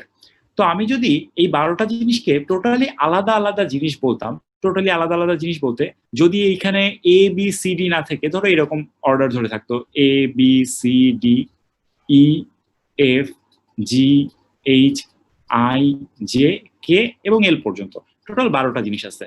এই 12টা জিনিসের মধ্যে 12টা নিয়েই কতভাবে সাজানো যাবে? তোমাদের সবার অ্যান্সার হইতে হচ্ছে ফ্যাক্টোরিয়াল 12। বাট যখন আমি বলবো যে আচ্ছা এর মধ্যে কিছু জিনিস কমন আছে, সো কমন থাকলে আমরা যেটা করি, এই কমন গুলো তখন আর নিজেদের মধ্যে নতুন করে বিন্যস্ত হতে পারে না। তখন যেটা করতে হয় তোমরা সবাই বোধহয় জানো যে যতগুলো কমন আছে সে ফ্যাক্টোরিয়ালটা দিয়ে ভাগ করে দিতে হয়। তার মানে আমি যদি এই টোটাল জিনিসটা, অর্থাৎ এখানে যে 12টা অক্ষর আছে, এটাকে যদি বিন্যাস করতে চাই, এটার জন্য বিন্যাস সংখ্যাটা হবে ফ্যাক্টোরিয়াল 12। এটাকে ভাগ করতে হয় যেগুলো কমন আছে তার ফ্যাক্টোরিয়াল দিয়ে। যেমন এখানে তোমরা যদি দেখো 3টা এ আছে, তার জন্য হচ্ছে একটা ফ্যাক্টোরিয়াল 3 হবে, 2টা বি আছে, ওই দুটো কমন, তার জন্য একটা ফ্যাক্টোরিয়াল 2 হবে, 3টা সি আছে, তার জন্য আরো একটা ফ্যাক্টোরিয়াল 3 হবে এবং 4টা ডি আছে, তার জন্য একটা ফ্যাক্টোরিয়াল 4 হবে। এখন সবগুলোই কমন ছিল, এই কারণে যেগুলো কমন ছিল সেগুলো ফ্যাক্টোরিয়াল দিয়ে ভাগ করে দিছি। তো আমরা এটা সিমিলারলি আরেকটা প্রবলেম যদি একটু দেখি, এই যে এখানে ইঞ্জিনিয়ারিং ওয়ার্ডটা দেয়া আছে। তো ইঞ্জিনিয়ারিং এর শব্দটি সবগুলো বর্ণকে কত প্রকারে সাজানো যায়, এটা যদি বের করতে হয় আমার যেটা করতে হবে, এই যে এইখানে আমি যেভাবে গ্রুপ গ্রুপ করে লিখছিলাম, অর্থাৎ সবগুলা এ একসাথে, সবগুলা বি একসাথে, ইঞ্জিনিয়ারিংকে আমার ঠিক একইভাবে গ্রুপ করতে হবে। যেমন আমি যদি খুঁজি, আমি দেখবো এখানে ই আছে টোটাল 3টা জায়গাটাতে, তাহলে আমি যেটা করব 3টা ই হচ্ছে একত্রে লিখবো। ই এর পরে আছে হচ্ছে এন, এন আছে হচ্ছে 2টা, তাহলে আমি 2টা এন হচ্ছে একত্রে লিখবো।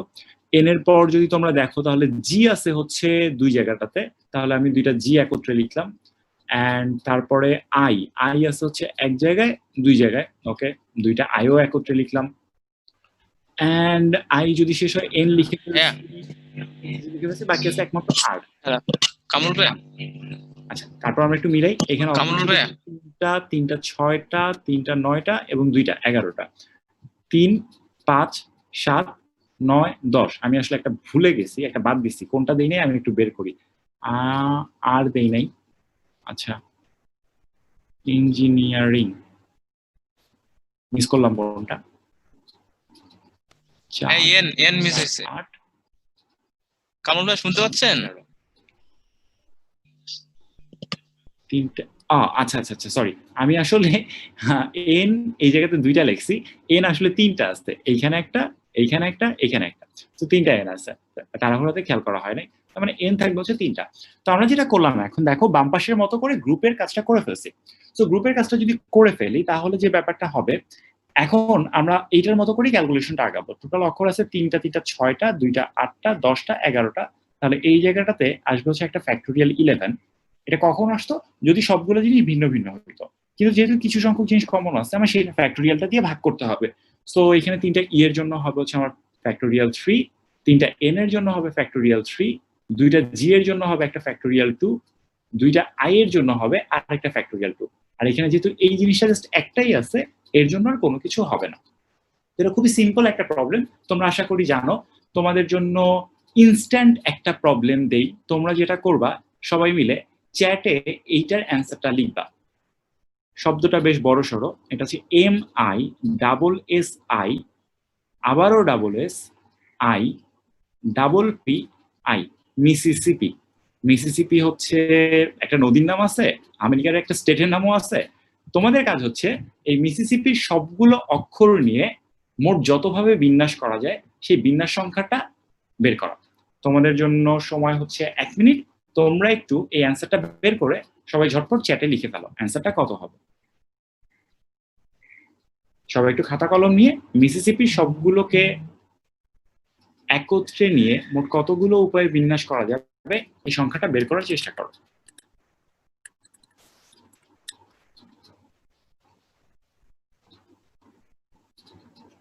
ফারুক ভাই কি অনলাইনে আছেন? জি। কামরুল, হ্যালো।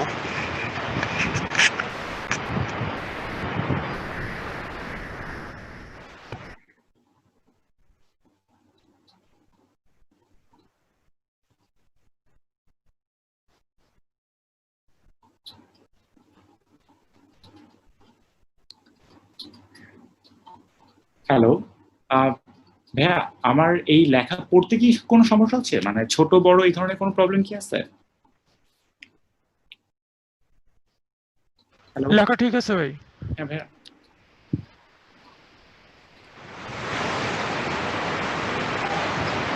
না, শুনতে পাচ্ছি না। আচ্ছা, আমি স্ক্রিন বড় করে দিব, কিন্তু এই জায়গাটা থেকে কারো কন্টিনিউ করতে হবে। না, আমি শুনতে পাচ্ছি না, আমি কারোর কথাই শুনতে পাচ্ছি না আসলে।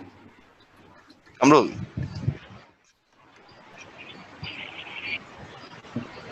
ঠিক আছে। ফুল স্ক্রিন দে।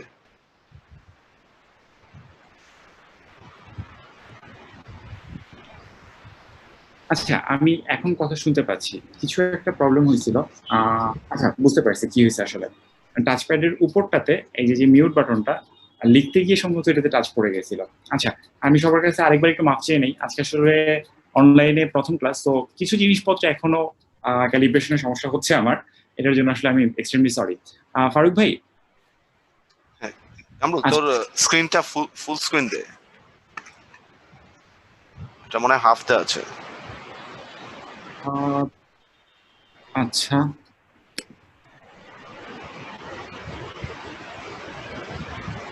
হ্যাঁ, এখন মনে হয় একটু বড় হচ্ছে, ঠিক আছে। আচ্ছা, ঠিক আছে। আহ, মানে অ্যান্সার কি পাওয়া গেছে? ওকে, তাহলে আমি পরের স্লাইডটাতে যাই আসলে। অ্যান্সার হ্যাঁ চ্যাটে পাওয়া যাবে, আমরা তো এখানে দেখতে পাচ্ছি না, আমরা কিউএ তে আছি। ঠিক আছে।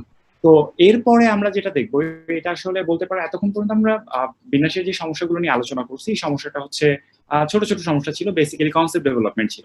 এই জায়গাটা থেকে ধরে নিতে পারো একদম বিন্যাসের কোর যে কনসেপ্ট ব্যবহার করে যে ম্যাথ করা, সেটা আসলে শুরু হবে। তো এখানে বলা আছে টাইপ 2 শব্দ গঠন সংক্রান্ত সমস্যা। এই জায়গাটাতে তোমরা দেখতে পাচ্ছ বিশাল একটা প্রবলেম আছে। ডিরেক্টর শব্দটির সবগুলো বর্ণ নিয়ে কতভাবে সাজানো যাবে, কতগুলোতে স্বরবর্ণগুলো একত্রে থাকবে, কতগুলোতে স্বরবর্ণ একত্রে থাকবে না।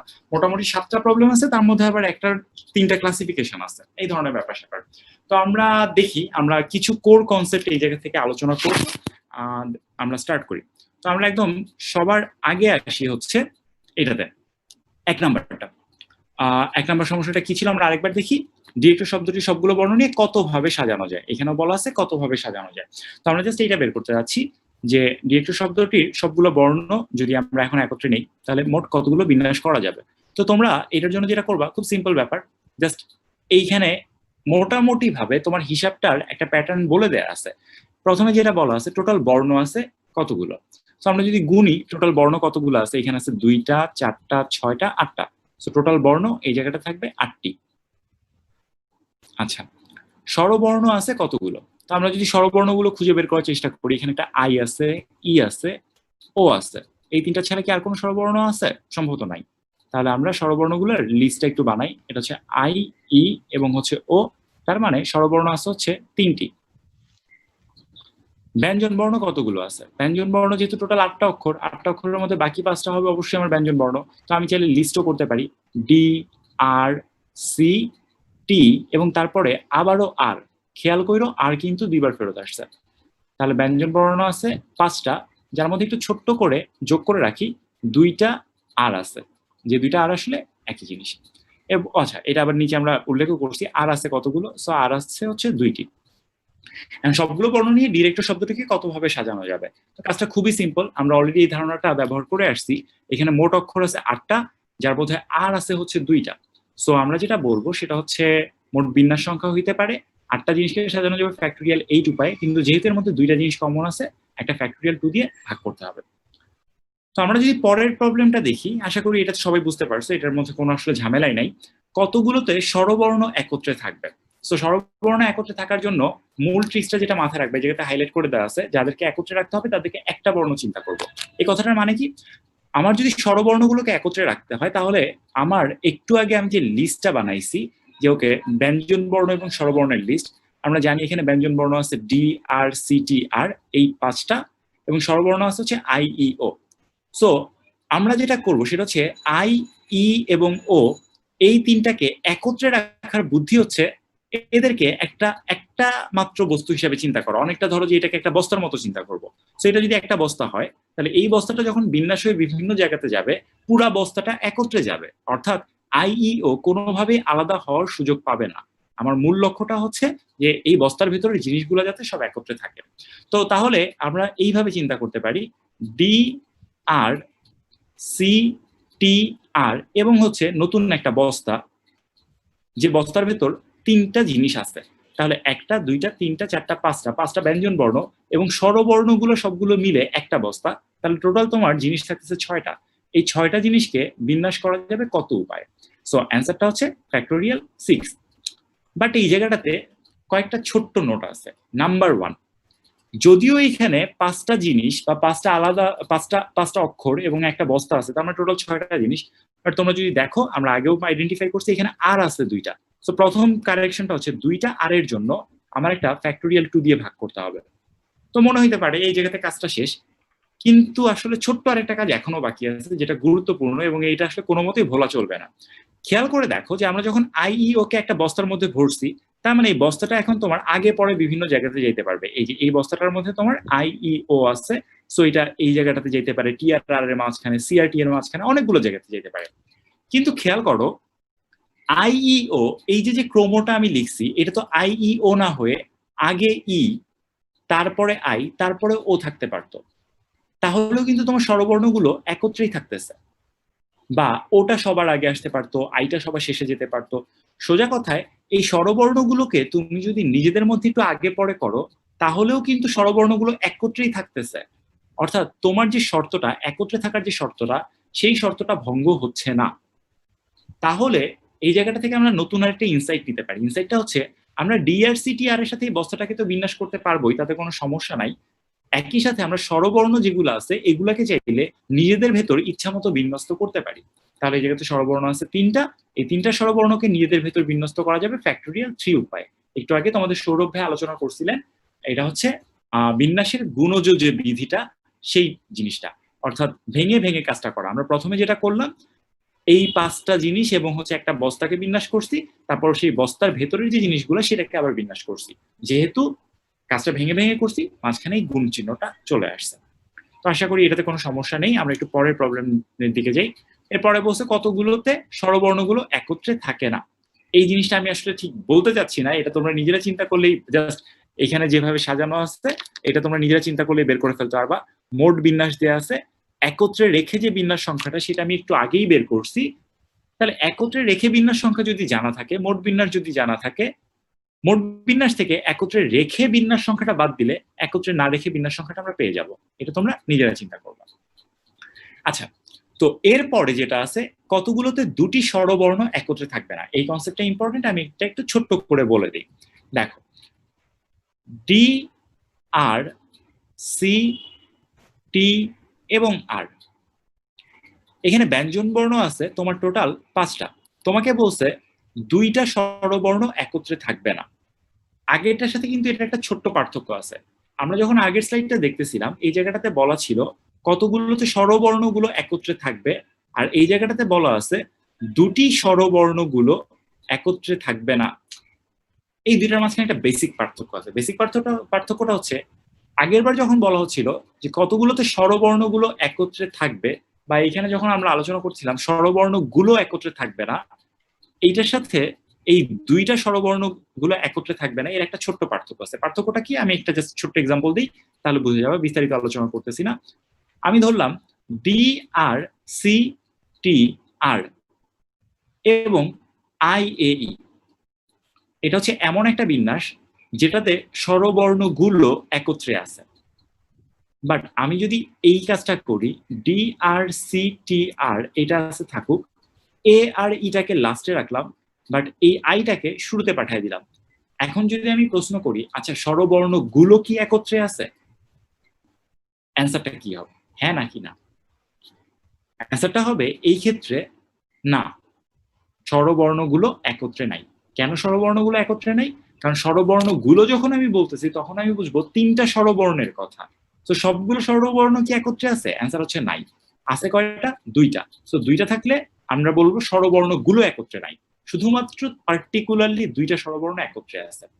আর এইটার সাথে এইটার পার্থক্যটা হচ্ছে এক্স্যাক্টলি এই জায়গাটাতে, 2টি স্বরবর্ণ একত্রে থাকবে না।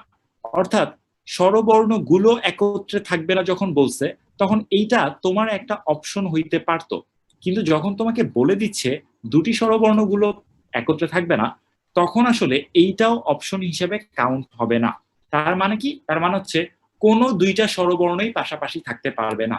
অর্থাৎ একটা স্বরবর্ণের পাশে আরেকটা স্বরবর্ণ আসতেই পারবে না, তাকে অন্য কোথাও পাঠিয়ে দিতে হবে। এনিওয়ে, সো আমরা আবার আগের জায়গাটাতে ব্যাক করি, তাহলে আমরা আসলে সলভ করতে পারি কিভাবে।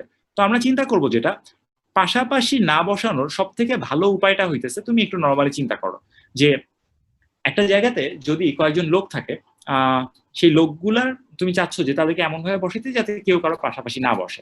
তো সব থেকে ভালো উপায় হইতেছে যে তাদেরকে যেমন এই ক্ষেত্রে যদি আমরা চিন্তা করি যে ডি আর সি টি আর এরা হচ্ছে ব্যঞ্জন বর্ণ, এদের মধ্যে কোনো ঝামেলা নাই, ঝামেলাটা হচ্ছে স্বরবর্ণের মধ্যে আই এ ই, এদেরকে পাশাপাশি বসানো যাবে না। তো পাশাপাশি না বসানোর জন্য সব থেকে ভালো চিন্তা যেটা, সেটা হচ্ছে এই ব্যঞ্জন বর্ণগুলার মাঝখানে মাঝখানে যদি আমি এদেরকে বসাই দিই, তাইলে আর আমার কোনো সমস্যা হচ্ছে না। তো মাঝখানে মাঝখানে কেমনে বসায়, সেটা হচ্ছে ডি আর সি টি আর, এদের মাঝখানে টোটাল অক্ষর হচ্ছে 5টা, মাঝখানে জায়গা খালি আছে হচ্ছে 4টা, এবং তুমি চাইলে এই বাম পাশ এবং ডান পাশের যে 2টা খালি জায়গা আছে সেটাকেও অপশনে আনতে পারো। তাহলে টোটাল 4টা আর 2টা জায়গা হচ্ছে 6টা। এই 6টা জায়গার যে কোনো জায়গাতে তুমি এই 3টা জিনিসকে যদি বসাও, তাহলেই এরা আর পাশাপাশি থাকার কোনো সম্ভাবনাই থাকবে না। তো আমরা যেটা করতে পারি, তাহলে এখানে টোটাল 5টা ব্যঞ্জন বর্ণের মাঝখানে জায়গা খালি আছে 6টা। এই 6টা খালি জায়গাতে আমরা 3টা স্বরবর্ণকে বসায় দিব। তাহলে 6টা খালি জায়গাতে 3টা স্বরবর্ণকে বসানো যায় 6P3 উপায়। অর্থাৎ এটা দিয়ে তুমি নিশ্চিত করলা যে আই এ ই এর মধ্যে কোনো 2টা স্বরবর্ণ পাশাপাশি নাই, সবগুলো আলাদা আলাদা ভাবে বসছে। এখন এইটার পরে একটা ছোট্ট জিনিস আসলে বাকি থেকে যায়। একটু আগে আমরা যখন ম্যাথ করছি তখন আমরা দেখছি, অলওয়েজ চিন্তা করবো তোমার পুরো কাজটা কি শেষ হয়েছে কিনা। এটা করার সাথে সাথে কি তোমার কাজটা শেষ হয়েছে নাকি আরো কিছু আছে। তুমি যদি আরেকটু চিন্তা ভাবনা করো, দেখবে যেখানে তোমার আরো কাজ আসলে বাকি আছে। তুমি স্বরবর্ণের বিন্যাস করছো, ঠিক আছে, তার মানে হচ্ছে ব্যাপারটা এইরকম, ডি আর সি টি আর এদের মাঝখানে কোনো একটা জায়গাতে হয়তো তুমি আই কে বসায় দিছো, কোনো একটা জায়গাতে এ কে বসায় দিছো, কোনো একটা জায়গাতে তুমি ই কে বসায় দিছো। কিন্তু তুমি খেয়াল করো, এই ডি আর আর এই 2টা যদি জায়গা পরিবর্তন করে নিজেদের মধ্যে, তাতে কিন্তু আমার শর্তের কোনো ভঙ্গ হচ্ছে না। শর্ত ভঙ্গ বলতে কি বোঝাচ্ছি, স্বরবর্ণগুলো কিন্তু এখনো আলাদা আলাদা আছে, বাট আমি কি করছি, আমি ব্যঞ্জন বর্ণ 2টার জায়গা পাল্টাই দিচ্ছি। তুমি চাইলে এই 2টার জায়গাতে এই 2টার জায়গা পাল্টাইতে পারতা, এই 2টার জায়গা পাল্টাইতে পারতা, যে কোনো ব্যঞ্জন বর্ণের জায়গায় তুমি পাল্টাই দিতে পারতা। তাতে করে আমার মূল শর্তটা ভঙ্গ হইতো না, বা আমার স্বরবর্ণগুলো আলাদাই থাকতো। কাজেই এই 6P3 এর যে অংশটা, এটা হচ্ছে তোমার ব্যঞ্জন স্বরবর্ণের বিন্যাসের জন্য। তার সাথে সাথে আরেকটা জিনিস এখন মাথায় আনতে হবে, আমি চাইলে ব্যঞ্জন বর্ণগুলোকেও নিজেদের মধ্যে বিন্যাস করতে পারি। তো এই জায়গাতে ব্যঞ্জন বর্ণ আছে মোট 5টা ব্যঞ্জন বর্ণ বিন্যাস করা যায় হচ্ছে ফ্যাক্টোরিয়াল 5 উপায়ে। বাট আবারও আরেকটা জিনিস একটু মাথায় রাখো, এখানে 2টা আর আছে, যেহেতু 5টা ব্যঞ্জন বর্ণ বিন্যাস করতেছি যার মধ্যে 2টা সেম, একটা ফ্যাক্টোরিয়াল 2 দিয়ে আলটিমেটলি ভাগ করতে হবে। কাজে মোট অ্যান্সারটা হবে হচ্ছে এইটা, 6P3 into factorial 5 divide by factorial 2। 6P3 হচ্ছে স্বরবর্ণের বিন্যাসের জন্য, ইন্টু ফ্যাক্টোরিয়াল 5 বাই ফ্যাক্টোরিয়াল 2টা হচ্ছে ব্যঞ্জন বর্ণের বিন্যাসের জন্য। আচ্ছা, আমরা যদি পরের প্রবলেমটাতে যাই, এখানে বলা আছে কতগুলোতে স্বরবর্ণগুলো স্থান পরিবর্তন করবে না। এটা আসলে খুবই সহজ একটা প্রবলেম। স্বরবর্ণগুলো স্থান পরিবর্তন করবে না মানে কি, সে তার জায়গাটাতে স্ট্রিক্ট, সে অন্য জায়গাতে যাচ্ছে না। এই কথার মানে হচ্ছে আই তার নিজের জায়গাতে থাকবে, ই তার নিজের জায়গাতে থাকবে, ও তার নিজের জায়গাতে থাকবে, জায়গা পরিবর্তন করবে না। তার মানে এদেরকে বিন্যাসের কোনো সুযোগ নেই। অর্থাৎ আই, ই এবং ও বিন্যাসের অপশন থেকে বাদ, অর্থাৎ এদেরকে বিন্যাস করাই যাবে না। তাহলে বিন্যাস করা যাবে কাদেরকে, বাদ বাকি যারা আছে অর্থাৎ ব্যঞ্জন বর্ণগুলো। তো ব্যঞ্জন বর্ণ এখানে আছে হচ্ছে 5টা, এই 5টাকে বিন্যাস করা যাবে ফ্যাক্টোরিয়াল 5 বাই ফ্যাক্টোরিয়াল 2 উপায়ে। স্বরবর্ণের কোনো ব্যাপার এখানে আসবেই না। যখন বলবে স্বরবর্ণগুলো স্থান পরিবর্তন করবে না, তখন আমরা স্বরবর্ণগুলোকে বিন্যাসই করবো না, সেটা টোটালি বাদ যাবে। আচ্ছা, এরপরে যেটা আছে, এদের কতগুলোতে স্বরবর্ণ এবং ব্যঞ্জন বর্ণের আপেক্ষিক অবস্থান পরিবর্তন হবে না। তো আপেক্ষিক অবস্থানের ব্যাপারটা একটু খুব সংক্ষেপে বলে দিই, আমি যদি মার্ক করি এই জায়গাতে 1 2 3 4 5 6 7 এবং 8, এর মধ্যে ব্যঞ্জন বর্ণ আছে 1 এর মধ্যে, 3 এর মধ্যে, 5 এর মধ্যে, 6 এর মধ্যে এবং 8 এর মধ্যে। আর স্বরবর্ণ আছে, এটাকে যদি আমরা 4 কোণ একটা বাক্স দিয়ে মার্ক করি 2 4 7। আপেক্ষিক অবস্থানটাকে অনেকে এইভাবে চিন্তা করে নেওয়া যায়। ধরো স্বরবর্ণগুলোকে যদি আমি একটা গ্রুপ চিন্তা করি, ব্যঞ্জন বর্ণগুলোকে যদি আমি আরেকটা গ্রুপ চিন্তা করি, এই দুইটা গ্রুপের মধ্যে কোনো একটা ঝামেলা আছে, মারামারি আছে বা কোনো একটা সমস্যা আছে, তারা একটা গ্রুপ আরেক গ্রুপে যায় না, অনেকটা এক এলাকা থেকে আরেক এলাকাতে না যাওয়ার মতো। তার মানে ব্যাপারটা কি? ব্যাপারটা হচ্ছে অনেকটা এইরকম যে আই হয়তো বিন্যাস হয়ে কোনো আমলে ই এর জায়গাতে যাইতে পারবে, আই হয়তো বিন্যাস হয়ে ওর জায়গাতে যাইতে পারবে, কিন্তু এই আইটা কখনো সি এর জায়গাতে যাইতে পারবে না। এইটা সম্ভব না। কেন? কারণ সিটা হচ্ছে ব্যঞ্জন বর্ণের এলাকা। সো বিন্যাসের শর্তটা হচ্ছে যদি স্বরবর্ণগুলো তাদের নিজেদের জায়গায় বলতে বোঝাচ্ছে আমি 2 নাম্বার, 4 নাম্বার এবং 7 নাম্বার, অর্থাৎ 3টা স্বরবর্ণ যদি তাদের এই নিজেদের 3টা জায়গাতে বিন্যস্ত হয় এবং ব্যঞ্জন বর্ণ যে 5টা আছে সেই ব্যঞ্জন বর্ণ 5টা যদি তাদের নিজেদের 5টা জায়গাতে বিন্যস্ত হয়, এটাকেই আমরা বলবো আপেক্ষিক অবস্থান অপরিবর্তিত রাখা। কাজেই আমরা 2টা গ্রুপে ভাগ করে এখন এদের বিন্যাস করে ফেলতে পারি। স্বরবর্ণের জন্য তাহলে আমার জায়গা আছে 3টা, অক্ষরও আছে 3টা। 3টা স্বরবর্ণকে 3টা জায়গাতে বিন্যাস করা যায় ফ্যাক্টোরিয়াল 3 উপায়। এটা হচ্ছে স্বরবর্ণগুলোর আপেক্ষিক অবস্থান অপরিবর্তিত রাখলাম। একই সাথে সাথে স্বরবর্ণের সাথে আরেকটা কথা বলা আছে ব্যঞ্জন বর্ণ। সো ব্যঞ্জন বর্ণগুলোর আপেক্ষিক অবস্থান যদি অপরিবর্তিত রাখতে হয়, একই যুক্তি, 5টা অক্ষর আছে, এই 5টাকে বিন্যাস করা যাবে ফ্যাক্টোরিয়াল 5 উপায় নিজেদের জায়গাতে, বাট যেহেতু 2টা সেম আছে কাজে একটা ফ্যাক্টোরিয়াল 2 দিয়ে আমরা ভাগ করব। ঠিক আছে, সো আমরা পরেরটাতে যাই। ক্রম পরিবর্তন না করে, ক্রম পরিবর্তন না করে জন্য তোমাদেরকে যেটা মাথায় রাখতে হবে, এটা আমি সংক্ষেপে একটু বলে দিচ্ছি। ক্রম পরিবর্তন না করে এই কথাটা যদি বলা থাকে, এটার জন্য তোমাকে যেটা চিন্তা করতে হবে, যাদের ক্রম পরিবর্তন করা যাবে না তাদেরকে একই জাতীয় বা একই বর্ণ হিসাব করতে হবে, এক জাতীয় অথবা একই বর্ণ, এটা হিসাব করতে হবে। তারপরে তুমি নর্মালি বিন্যাস করলেই চলবে। যেমন আমরা যদি বলি ডিরেক্টর শব্দটি সবগুলো বর্ণ নিয়ে কতগুলো বিন্যাস করা সম্ভব যাতে স্বরবর্ণগুলো ক্রম পরিবর্তন করবে না। তো আমরা অলরেডি এই কাজ অনেকবার করে ফেলছি, ডি আর সি টি আর এবং হচ্ছে আই ই ও, এটা হচ্ছে স্বরবর্ণ এবং ব্যঞ্জন বর্ণকে যদি আলাদা করি। তো আমাকে যদি বলে স্বরবর্ণগুলোর ক্রম পরিবর্তন করব না, আমাকে যেটা বলে দিচ্ছে স্বরবর্ণগুলোকে এক জাতীয় বর্ণ চিন্তা করতে হবে। সো 3টা স্বরবর্ণ আছে, এই 3টা স্বরবর্ণকে আমি যেটা চিন্তা করব একই জিনিস, অর্থাৎ হয় 3টাই আই, না হলে হইতে পারে 3টাই ই অথবা 3টাই ও। সোজা কথায় 3টাকে এক জাতীয় জিনিস হিসাব করতে হবে এবং তারপরে বিন্যাস করতে হবে। তো আমি ধরো 3টাকে যদি একই জিনিস ধরে নেই বা 3টা আই ধরে নেই, তাহলে এখানে মোট জিনিস পাবো এখন আমি 5টার 3টা হচ্ছে 8টা। এই 8টাকে বিন্যাস করা যেত ফ্যাক্টোরিয়াল 8 উপায়ে। বাট খেয়াল করো, এখন যেহেতু এইটা আর নাই, আই ই ওটা নাই, আমার আছে 3টা আই, এই 3টা আই এর জন্য একটা ফ্যাক্টোরিয়াল 3 দিয়ে ভাগ করতে হবে। অর্থাৎ যে বস্তুগুলোকে আমি একত্র চিন্তা করছি, ক্রম পরিবর্তন করবে না চিন্তা করছি, সেই 3টাকে একই ধরে সেটা ফ্যাক্টোরিয়ালটা দিয়ে ভাগ করবে। এবং এখানে দেখো এটা তো গেল স্বরবর্ণের জন্য, ব্যঞ্জন বর্ণের জন্য আগে থেকে 2টা আর ছিল, তার জন্য আরেকটা ফ্যাক্টোরিয়াল 2 হবে। একই কথাটা আমি যদি বলতাম যে আচ্ছা এই জিনিসটাই আমরা করব ব্যঞ্জন বর্ণের ক্রম অপরিবর্তিত রেখে, তাহলে কি করতাম? তাহলে যেটা করতাম আগের মতোই, এখানে হচ্ছে একটা ফ্যাক্টোরিয়াল 8 থাকতো, ফ্যাক্টোরিয়াল 8 এর পর এবার আমরা এই 5টা ব্যঞ্জন বর্ণ আছে, 5টা ব্যঞ্জন বর্ণকেই একত্র চিন্তা করতাম। সো একই চিন্তা করতাম, একই চিন্তা করলে এই 5টার জন্য আমি যেটা পাবো একটা ফ্যাক্টোরিয়াল 5 পাবো। আইইও এই 3টা তখন আবার আলাদা থাকবে, এটার জন্য কোনো কিছু হবে না। কারো কারো মাথায় আসতে পারে যে ভাইয়া এখানে ফ্যাক্টোরিয়াল 5 দিলাম এই 5টা জিনিসের জন্য, কিন্তু এখানে তো 2টা আর আগে থেকেই সেম ছিল, তার জন্য কি আরেকটা ফ্যাক্টোরিয়াল 2 এই জায়গাটাতে বসাবো নাকি বসাবো না? ওকে, এটার অ্যান্সারটা আমি বলে দিই কেন হচ্ছে, তোমরা একটু চিন্তা করলেই পাবা, খুবই সোজা। অ্যান্সার হচ্ছে না, এখানে আমি ফ্যাক্টোরিয়াল 2 বসাবো না, এখানে শুধুমাত্র ফ্যাক্টোরিয়াল 5ই হবে। আচ্ছা, তো আমরা এই সংক্রান্ত আসলে বেশ কিছু আলোচনা করছি। ফাইনালি আরেকটা এই জায়গাটাতে বেশ আছে, সেটা যদি আমরা একটু দেখি, এটা হচ্ছে টাইপ 2 এর ম্যাথ। এটা আমরা একটু আলোচনা করি। এটাতে মূলত আমরা অপশনগুলো নিয়ে একটু ভাবনা চিন্তা করব। আচ্ছা, তো আমার যেটা বলছে ডিরেক্টর শব্দটিকে কতভাবে সাজানো যায়, যেন প্রথমে ডি থাকে, প্রথমে ডি না থাকে, সর্বদা শেষে আর থাকে, এইরকম। তো আমরা এখানে আসলে বেশ কিছু প্রবলেম রিকারিং আছে, তো আমরা যেগুলো করলে বাদ বাকিগুলো করতে পারবা আমরা সেই প্রবলেমগুলো দেখাই দিচ্ছি, সমস্যা নেই। তো প্রথমে তোমার যেটা জানতে হবে, যে এই প্রথমে থাকা শেষে থাকা এই ম্যাথগুলো করার জন্য সব থেকে ভালো চিন্তা হচ্ছে বক্স এঁকে ফেলা। বক্স আঁকবা কি করে? যেমন আমরা জানি এখানে হচ্ছে 8টা অক্ষর আছে, কাজে আমি লম্বা করে একটা বক্স আঁকি, 1 2 3 4 5 6 7, 7টা ঘর দিয়ে আমি 8টা বক্স বানাইলাম। তোমাকে যেটা বলছে সর্বদা প্রথমে ডি থাকে। মনে রাখবা শব্দ গঠন সংক্রান্ত যত সমস্যা আছে, সংখ্যা গঠন সংক্রান্ত যত সমস্যা আছে, সবগুলোর ক্ষেত্রে এই কথাটা খুবই গুরুত্বপূর্ণ। সেটা হচ্ছে শর্ত যেটা বলা থাকবে সেটা সবার আগে পূরণ করতে হবে। এই কথাটার মানে কি আমি বলে দিচ্ছি, ব্যাখ্যা করতেছি। শর্ত সবার আগে পূরণ করতে হবে। সো আমরা যদি একটু ভেঙে ভেঙে চিন্তা করি, এইখানে তোমার ডিরেক্টর শব্দটিকে কতভাবে সাজানো যায়? যেন প্রথমে সর্বদা ডি থাকে। তো এখানে শর্ত হচ্ছে ডি প্রথমে রাখতেই হবে।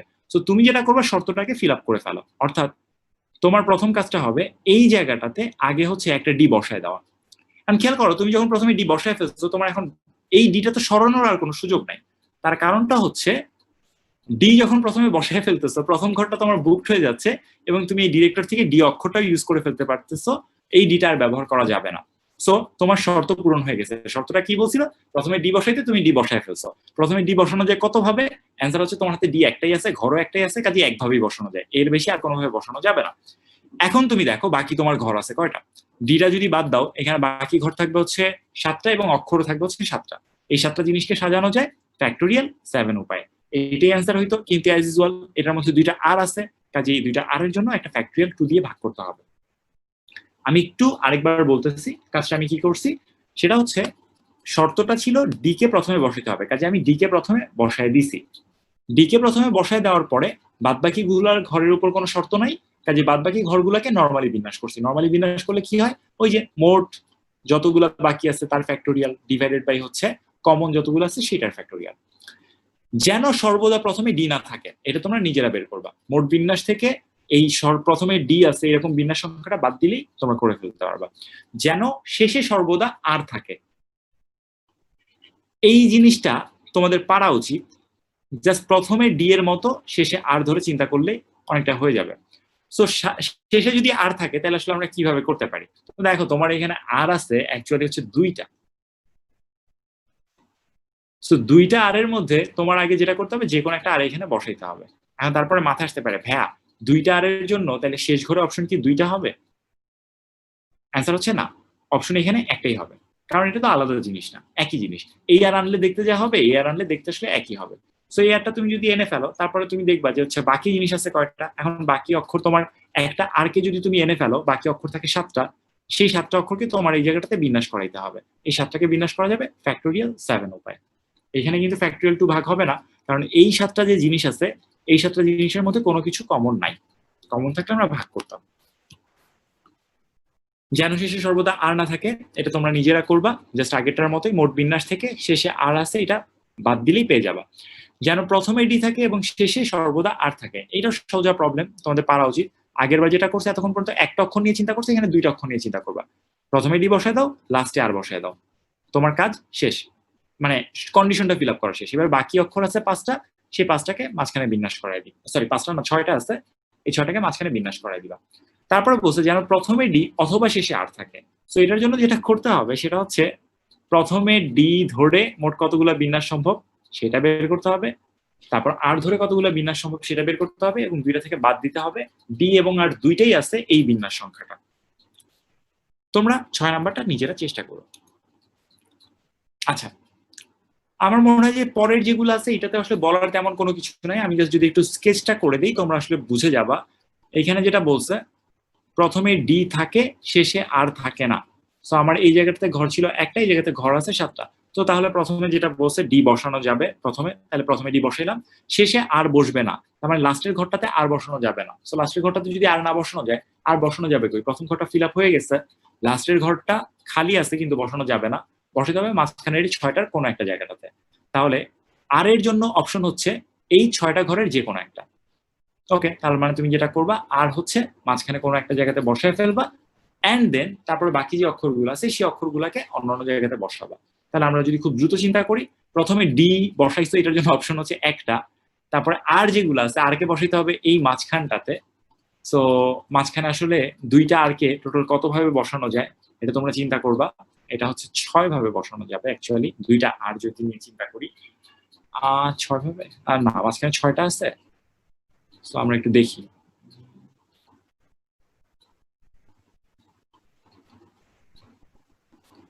আচ্ছা, এটাকে একটু ভেঙে ভেঙে আসলে বলি। এই প্রবলেমটার ব্যাখ্যাটা আমি একটু দিচ্ছি, এটা আসলে ব্যাখ্যাটা একটু কমপ্লিকেটেড, আমি একটু ব্যাখ্যাটা দিয়ে দিই। প্রথম কাজটা হচ্ছে প্রথম ঘরে আমার ডি বসবে, তো প্রথম ঘরের জন্য ডি বসাই দিলাম, অপশন পাইলাম একটা, প্রথম ঘরের অপশন। এরপর হচ্ছে শেষের ঘরে ডি শেষের ঘরে আর বসবে না, তার মানে লাস্টের ঘরে আর বসানো যাবে না। তো লাস্টের ঘরে যদি আর বসানো না যায় তাহলে বসানো যাবে কি? আমি যেটা দেখতেছি সেটা হচ্ছে ডিরেক্টরের মধ্যে আমি অলরেডি ডিটা বসায় ফেলছি, আর বসানো যাবে না, তার মানে আর অপশন থেকে বাদ। বাকি থাকে কি IECTO, 5টা। তাহলে এই 5টা থেকে যে কোনো একটা আসলে লাস্টের ঘরে বসাইতে হবে। তো লাস্টের ঘরের জন্য অপশন হচ্ছে 5P1। সো যে কোনো একটা যদি বসাই দেই, তারপরে আমার বাকি থাকতেছে এই দুইটা আর এবং বাকি 4টা অক্ষর, এবং আমার ঘর খালি থাকতেছে মাঝখানের 6টা। তাহলে মাঝখানের এই 6টা ঘরে বাকি 6টা জিনিস আমি বসাবো। এটা বসানো যাবে ফ্যাক্টোরিয়াল 6 উপায়ে, তার মধ্যে দুইটা আর আছে, তার জন্য একটা ফ্যাক্টোরিয়াল 2। সো প্রথমে এটা বসতে হচ্ছে প্রথম ঘরে ডি এর জন্য। এই 5P1 নির্দেশ করতেছে সবার শেষের ঘরে আর বসানো যাবে না, কাজেই আর বাদ বাকিগুলো কতভাবে বসানো যেতে পারে সেটা। আর লাস্টের এটা নির্দেশ করতেছে হচ্ছে প্রথম ঘর এবং শেষ ঘর পূর্ণ হয়ে যাওয়ার পর মাঝখানের ঘরগুলো কতভাবে ফিল আপ করা যায় সেই সংখ্যাটা। আচ্ছা, তারপরে যেটা বলা আছে স্বরবর্ণগুলো জোড় অবস্থানে থাকে এবং স্বরবর্ণগুলো বিজোড় অবস্থানে থাকে, এইটা তোমরা নিজেরা করবা, এটা হচ্ছে তোমাদের কাজ, আশা করি তোমরা এটা পারবা। তো এই জায়গাটাতে আমরা আরেকটা পোল হচ্ছে আনসি, ভাইয়া একটু পোলটা হচ্ছে তুলে দেন। এই জায়গাতে দেয়া আছে ডিরেক্টর শব্দটি থেকে সবগুলো বর্ণ নিয়ে কতভাবে সাজানো যায় যেন সর্বদা প্রথমে আর থাকে এবং শেষে আই থাকে। তোমরা একটু ঠান্ডা মাথাতে চিন্তা করো, এই পোলটার জন্য আমরা একটু বেশি সময় নিব, 40-50 সেকেন্ড, এন্ড তারপর আমি এটা করে দিব। এটার অ্যান্সারটা কত হওয়া উচিত ঠান্ডা মাথায় চিন্তা। কামরুল ভাই, জি ভাইয়া। একটু ইন্টারাপ্ট করব ভাইয়া, স্টুডেন্টরা অনেক কোশ্চেন করতেছে যে ওই অ্যালফাবেট গুলো যদি আপার কেস লোয়ার কেস ছোট হাতের বড় হাতের হয় সেক্ষেত্রে কি করবে? আচ্ছা, এইটা পুরোপুরি ডিপেন্ড করে হচ্ছে প্রশ্নদাতা কি চাইছে এইটার উপর। একদম সত্যিকার অর্থে এটা ছাড়া আর কোনোটার উপর ডিপেন্ড করে না। যেমন ফর এক্সাম্পল তুমি যদি বলো কম্পিউটারের ক্ষেত্রে তুমি যখন পাসওয়ার্ড দাও বা তুমি যখন ফোনে যখন তোমার পাসওয়ার্ড দাও, তখন কিন্তু আপার কেস আর লোয়ার কেস এটা আলাদা হিসাবে কাউন্ট করে। অর্থাৎ তুমি যদি এইভাবে চিন্তা করো ক্যাপিটাল ABC এইটা যে পাসওয়ার্ড, আর capital A small b small c এটা আসলে আলাদা পাসওয়ার্ড হিসাবে কম্পিউটারে চিন্তা করে। তাহলে কম্পিউটার ক্ষেত্রে যদি তুমি বিন্যাসের কথা চিন্তা করতে যাও, তখন তোমার আপার কেস লোয়ার কেস দুইটাই চিন্তা করতে হবে। তার মানে তখন তোমার হয়তো অপশন 26টার জায়গাতে 52টা হয়ে যাবে, আপার কেসের 26টা, বড় হাতের 26টা, ছোট হাতের 26টা। আর অনেক জায়গাতে থাকে যে জায়গাতে আসলে ছোট হাতের বড় হাতের ম্যাটার করে না, যেমন শব্দ গঠনের ক্ষেত্রে আমি যদি তোমারে বলি যে ধরো সে ফর এক্সাম্পল AB তোমারে বললাম এই 4টা অক্ষর দিয়ে তুমি শব্দ গঠন করবা। এখন তুমি এখানে প্রথমটা যদি ক্যাপিটাল বানায় দাও, পরের গুলাতে যদি ছোট বানায় দাও, তাহলে কিন্তু আসলে সমস্যা নাই, শব্দটা পাল্টাচ্ছে না। বা ইভেন ইফ তুমি যদি প্রথমটা শেষেরটা ক্যাপিটাল করলা, মাঝখানের দুইটাকে হচ্ছে ছোট হাতের রাখলা, তাহলে আসলে সমস্যা নেই, এটা যে কেউ পড়তে পারবে, ওয়ার্ডটা পড়তে পারবে। তো যেটা বলতেছিলাম, এই কারণে এই ব্যাপারটা হচ্ছে মূলত ডিপেন্ড করবে যে প্রশ্নটা কিভাবে চাওয়া হয়েছে সেটার উপর। আমার মনে হয় যেটা যে আমরা যে ধরনের সমস্যা করে থাকি, আমাদের বইতে যে প্রবলেমগুলো আছে সেগুলোর কোনোটাতে আসলে আপার কেস লোয়ার কেস হিসাব করা দরকার পড়ে না, কাজে আমরা এটার জন্য আলাদা করে চিন্তা করবো না। কিন্তু এটা মাথায় রেখো, হ্যাঁ আপার কেস লোয়ার কেস বা ছোট হাতের বড় হাতের ব্যাপারটাও একটা সম্ভাব্য অপশন হইতে পারে, এটা কাজে লাগতে পারে। আচ্ছা, তো আমরা হ্যাঁ ভাইয়া আমাদের 50 মিনিটস আছে, একটু ফাস্ট করতে হবে। হ্যাঁ, তো আমাদের হাতে আমরা যেটা দেখতেছি যে অ্যান্সার চলে আসছে, এটাতে হচ্ছে নাম্বার বি এর জন্য সব থেকে বেশি অ্যান্সার আসছে। আচ্ছা, কারেক্ট অ্যান্সার কোনটা সৌরভ বা ফারুক ভাই বলতে পারবেন? 6 ফ্যাক্টোরিয়াল। আচ্ছা, 6 ফ্যাক্টোরিয়াল। আমার যেটা বলছে সর্বদা প্রথমে আর থাকবে এবং শেষে আই থাকবে, কাজে প্রথমে আর এবং লাস্টে আইকে ফিক্স করে দিলে মাঝখানের গুলাকে আমরা বিনাশ করতে পারবো 6 ফ্যাক্টোরিয়াল উপায়। কাজে সব থেকে বেশি অ্যান্সারই আমরা পাইছি। সো আশা করি আইদার তোমরা আগে থেকে ব্যাপারগুলো জানতা, তা না হলে হয়তো আমি যে আলোচনা করছি এটা কিছুটা বুঝতে পারছো। ওকে, আমরা একটু দ্রুত পরের টপিক গুলোতে যাই, আমাদের হাতে এখনো বেশ কিছু টপিক আসলে বাকি আছে। সো এরপর আছে হচ্ছে পুনর্বিন্যাস সংক্রান্ত। পুনর্বিন্যাস সংক্রান্ত আসলে নতুন কোনো আলোচনা নাই, জাস্ট একটা জিনিস বলার আছে, সেটা হচ্ছে কখন আসলে পুনর্বিন্যাসের জন্য আমরা এক বিয়োগ করবো আর কখন আসলে বিয়োগ করবো না, এই কনফিউশনটা এখানে। ম্যাথটা যেটা ম্যাথ আমরা আগে করছি, জাস্ট হচ্ছে আমরা এই জিনিসটা একটু বুঝতে চাই, কখন বিয়োগ করবো কখন বিয়োগ করবো না। খেয়াল করো এখানে বলে দেওয়া আছে ডান পাশে আমরা যদি চিন্তা করি ডিরেক্টর শব্দটি থেকে সবগুলো বর্ণ নিয়ে কতগুলো পুনর্বিন্যাস করা যায়। আচ্ছা, তো প্রথম কথা হচ্ছে ডিরেক্টর নিয়ে তুমি যতগুলো বিন্যাস করবা সেই বিন্যাসগুলোর সংখ্যাটা হচ্ছে ফ্যাক্টোরিয়াল 8 ডিভাইডেড বাই ফ্যাক্টোরিয়াল 2। কিন্তু খেয়াল করো যেহেতু সবগুলো নিয়ে বিন্যাস করতেছো, এই বিন্যাসগুলোর মধ্যে ডিরেক্টর নিজে একটা বিন্যাস হবে। সো যেহেতু সে অলরেডি আছে, এই একটা বিন্যাস এই পুরোটার মধ্যে আছে, কাজে আমার যেটা করতে হবে মোট বিন্যাস সংখ্যাটা থেকে এটা বাদ দিয়ে দিতে হবে। সো আমরা যেটা করব 8 ফ্যাক্টোরিয়াল ডিভাইড বাই 2 ফ্যাক্টোরিয়াল, এটা থেকে একটা 1 মাইনাস করে দিব। কেন? কারণ এই বিন্যাস সংখ্যাটার মধ্যে ডিরেক্টর নিজেও আছে, যদি না থাকতো বাদ দিতাম না। আমরা যদি এটা বলি কতভাবে পুনর্বিন্যাস করা যায় যেন আই প্রথমে থাকে, ওকে, সো তাহলে আমরা প্রথমে চিন্তা করব আই প্রথমে রেখে বিন্যাস সংখ্যা কত। আইকে যদি আমরা প্রথমে ফিক্স করে দিই, অক্ষর বাকি থাকতেছে 7টা, সেই 7টাকে বিন্যাস করা যাবে ফ্যাক্টোরিয়াল 7 ডিভাইডেড বাই ফ্যাক্টোরিয়াল 2 পায়, কারণ দুইটা আর আছে। এখন কথা হচ্ছে ডিরেক্টর তার মধ্যকার একটা বিন্যাস কিন্তু না। খেয়াল রাখো ডিরেক্টর যে বিন্যাস তার শুরুতে ডি আছে, বাট আমরা যেটা বের করছি সেগুলো শুরুতে আছে আই। তার মানে আই দিয়ে শুরু করে আমরা যতগুলো বিন্যাস পাচ্ছি সেই বিন্যাসগুলোর মধ্যে কিন্তু আসলে ডিরেক্টর নাই। কাজে এই ক্ষেত্রে পুনর্বিন্যাস সংখ্যা যখন তুমি বের করবা তখন এখানে তোমার বিয়োগ করার দরকার নাই, যা ছিল তাই রাখবা। অর্থাৎ সোজা কথায় বলতে গেলে যখন তোমাকে বিন্যাস করতে বলছে তুমি সেই বিন্যাস সংখ্যাটা বের করবা, বিন্যাস সংখ্যাটা বের করার পরে দেখবা তোমার যে শব্দটার কথা বলা আছে এই শব্দটা এই বিন্যাসের মধ্যে আছে নাকি নাই। এই ক্ষেত্রে ডিরেক্টরটা এটার মধ্যে ছিল, কাজে আমি এক বিয়োগ করছি, কিন্তু এইখানে যে বিন্যাসগুলো বের করছি সেগুলোর মধ্যে ডিরেক্টর নাই, কারণ এগুলো শুরুই হয়েছে আই দিয়ে, কাজে এই জায়গাতে এক বিয়োগ করব না। সিমিলারলি আর একে শেষে রেখে বিন্যাস সংখ্যা, এই জিনিসটা তোমরা নিজেরা চিন্তা করবা। তোমার টার্গেটটা হচ্ছে এইটা বের করে তারপর বের করবা যে আচ্ছা এখানে কি আমার এক বিয়োগ হবে নাকি হবে না, এটা তোমাদের কাছে। আচ্ছা, সো এরপর হচ্ছে কতগুলো বিশেষ বস্তু সর্বদা অন্তর্ভুক্ত থাকবে বা থাকবে না, এটা আমরা কিভাবে করি সেটা আমরা একটু বলে দিই। এটা আসলে খুবই সহজ একটা কনসেপ্ট। 10টা বস্তুর মধ্যে তোমার নিতে হবে হচ্ছে 5টা, বলছে এর মধ্যে 2জন স্পেশাল পার্সন আছে যাদেরকে তোমার নিতেই হবে।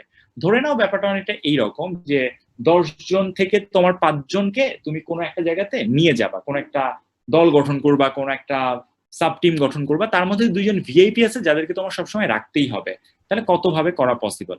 তো আমি আইডিয়াটা একটু ইন্ট্রোডিউস করি। আইডিয়াটা খুবই সহজ অ্যাকচুয়ালি। 1 2 3 4 আমার টোটাল ধরে নিচ্ছি 5টা বক্স আছে বা 5টা জায়গা আছে, আমার 5টা জায়গাতে 5 জন মানুষকে নিতে হবে। তো আমি একটা যে সংক্ষেপে ধরে নেই যে মানুষগুলো হচ্ছে এইগুলা A B C D E F G H I J. এখন এই যে 10 জন মানুষ আমি বানাইলাম, এই 10 জনের মধ্যে 2 জন আছে যারা হচ্ছে ভিআইপি পাবলিক, একজন ধরো এইচ, আরেকজন হচ্ছে আমার জে। এই 2 জন হচ্ছে ভিআইপি পার্সন যাদেরকে আমার সবসময় রাখতেই হবে, বিশেষ বস্তু সর্বদা অন্তর্ভুক্ত করতেই হবে। তাহলে আমি এর আগে একবার বলছিলাম, আশা করি তোমাদের কথাটা মনে আছে, শর্ত যেটা দেয়া থাকবে অলওয়েজ শর্তটা সবার আগে পূরণ করবা।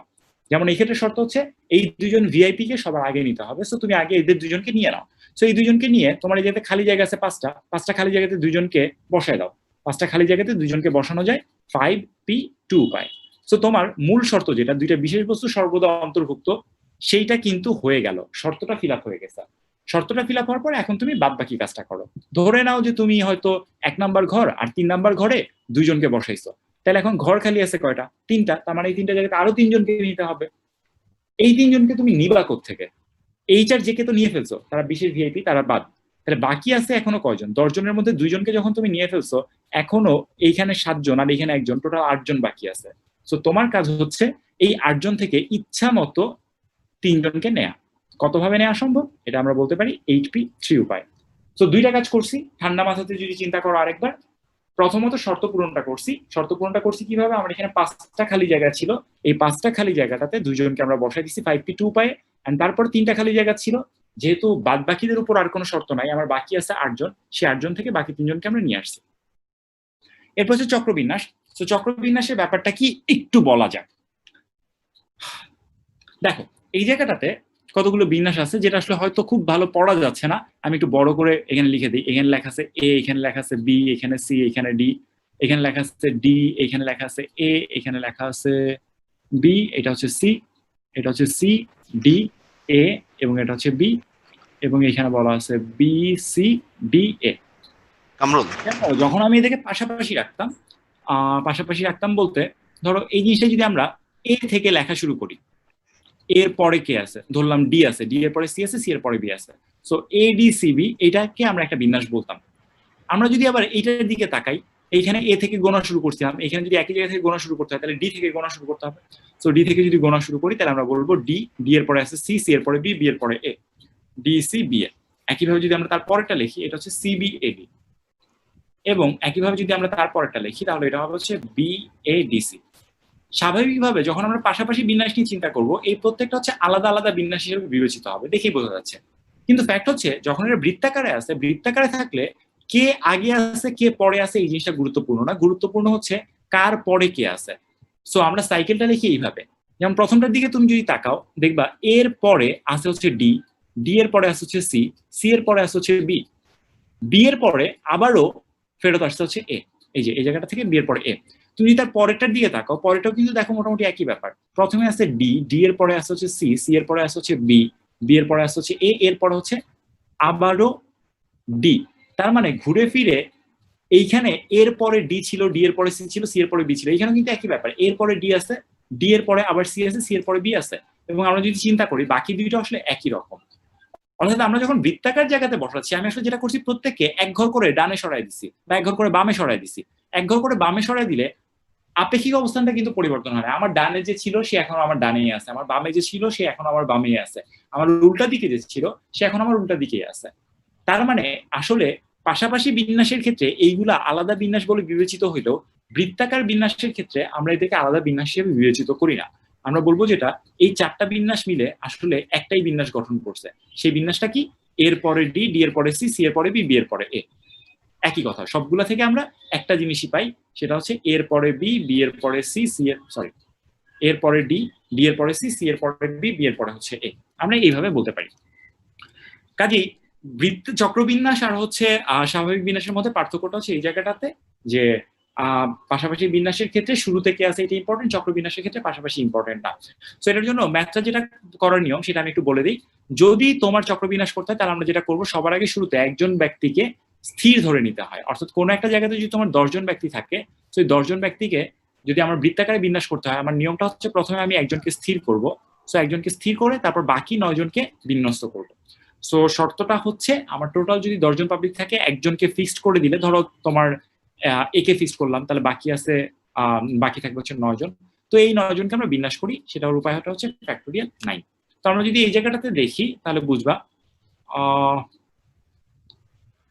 আমি প্রথমে একটা ব্যাপার বলে নেই যে যদি আমার মুক্তার সংখ্যা 10 হইতো, সরি মুক্তার সংখ্যা 10 না, বৃত্তাকারে 10 জন আছে, বৃত্তাকারে 10 জন ব্যক্তি কত ভাবে বসতে পারে, তাহলে এটার অ্যান্সার হবে যেটা বললাম যে 10 জন যেহেতু আছে, একজনকে ফিক্স ধরে বাকি 9 জনকে আমরা বিন্যাস করবো, অ্যান্সারটা হচ্ছে ফ্যাক্টোরিয়াল 9। অর্থাৎ যদি যে বিন্যাসটা আগে পাশাপাশি বিন্যাসের ক্ষেত্রে আমরা বলতাম ফ্যাক্টোরিয়াল n, এখন সেইটাই হয়ে যাবে ফ্যাক্টোরিয়াল n-1 বৃত্তাকারের ক্ষেত্রে। অর্থাৎ বৃত্তাকারের ক্ষেত্রে সবসময় আমরা একটা কম ধরে তারপর হচ্ছে ফ্যাক্টোরিয়ালটা বের করবো। আচ্ছা, এই জায়গাতে চক্রবিন্যাসের একটা প্রবলেম আছে, যে প্রবলেমটা একটু আলাদা, আমরা সেটা একটু দেখি। 5 জন বাংলাদেশি এবং 7 জন ভারতীয় গোলাকারে বসে একটি বৈঠক করতে চাই, বৈঠকটি কত ভাবে করতে পারে যেন বাংলাদেশিরা পাশাপাশি না বসে। সো আইডিয়াটা হচ্ছে প্রথমে আমরা 7 জন ভারতীয়কে একটা গোলাকার টেবিলে বসায় দিব। এই যে দেখো, এটা একটা বৃত্তাকার table, I1, I2, I3, I4, I5, I6, I7। So এই 7 জনকে আমরা কত ভাবে বসাইতে পারি? বৃত্তাকার টেবিলে আমরা অলরেডি আলোচনা করছি, পাশাপাশি হলে বিন্যাস করতে পারতাম ফ্যাক্টোরিয়াল 7 উপায়ে 7 জনের জন্য। কিন্তু যেহেতু এটা বৃত্তাকার, কাজে আমাদের যেটা করতে হবে, যে কোনো একজনকে ফিক্স করতে হবে। I1 কে ধরো ফিক্স করব, দেন বাকি যে 6 জন আছে তাদেরকে হচ্ছে বিন্যাস করতে হবে। সো তাইলে অ্যাকচুয়ালি ভারতীয় 7 জনকে বসানো যাবে ফ্যাক্টোরিয়াল 6 উপায়ে, বা এভাবে বলা যায় ফ্যাক্টোরিয়াল 7- উপায়ে। এখন দেখো, এইটুকু বলে তোমার কাজ শেষ না, কারণটা হচ্ছে তুমি এখান থেকে ভারতীয় লোকজনদেরকে বসাইছো, বাট একই সাথে সাথে তোমার এখন বাংলাদেশিদের যারা আছে বাংলাদেশিদেরকেও বসাইতে হবে। সো বাংলাদেশিদেরকে বসাবো কত উপায় বা কিভাবে বসাইতে পারি? এটার জন্য আমরা যেটা করবো, দেখো এই যে 7 জন ভারতীয় আছে, এই 7 জন ভারতীয়র মাঝখানে খালি যে জায়গাগুলো আছে সেই খালি জায়গাগুলোতে বসাই দিব। তো এই কাজ আমরা একটু করছি এর আগে, বাট এটার ক্ষেত্রে একটু আলাদা। আমরা যখন পাশাপাশি বসাইছি, ধরো ABC এই 3 জনের মাঝখানে বসাইছি, তখন আমার খালি জায়গা পাইছিলাম হচ্ছে টোটাল 4টা, মাঝখানে 2টা, দুই পাশে 2টা।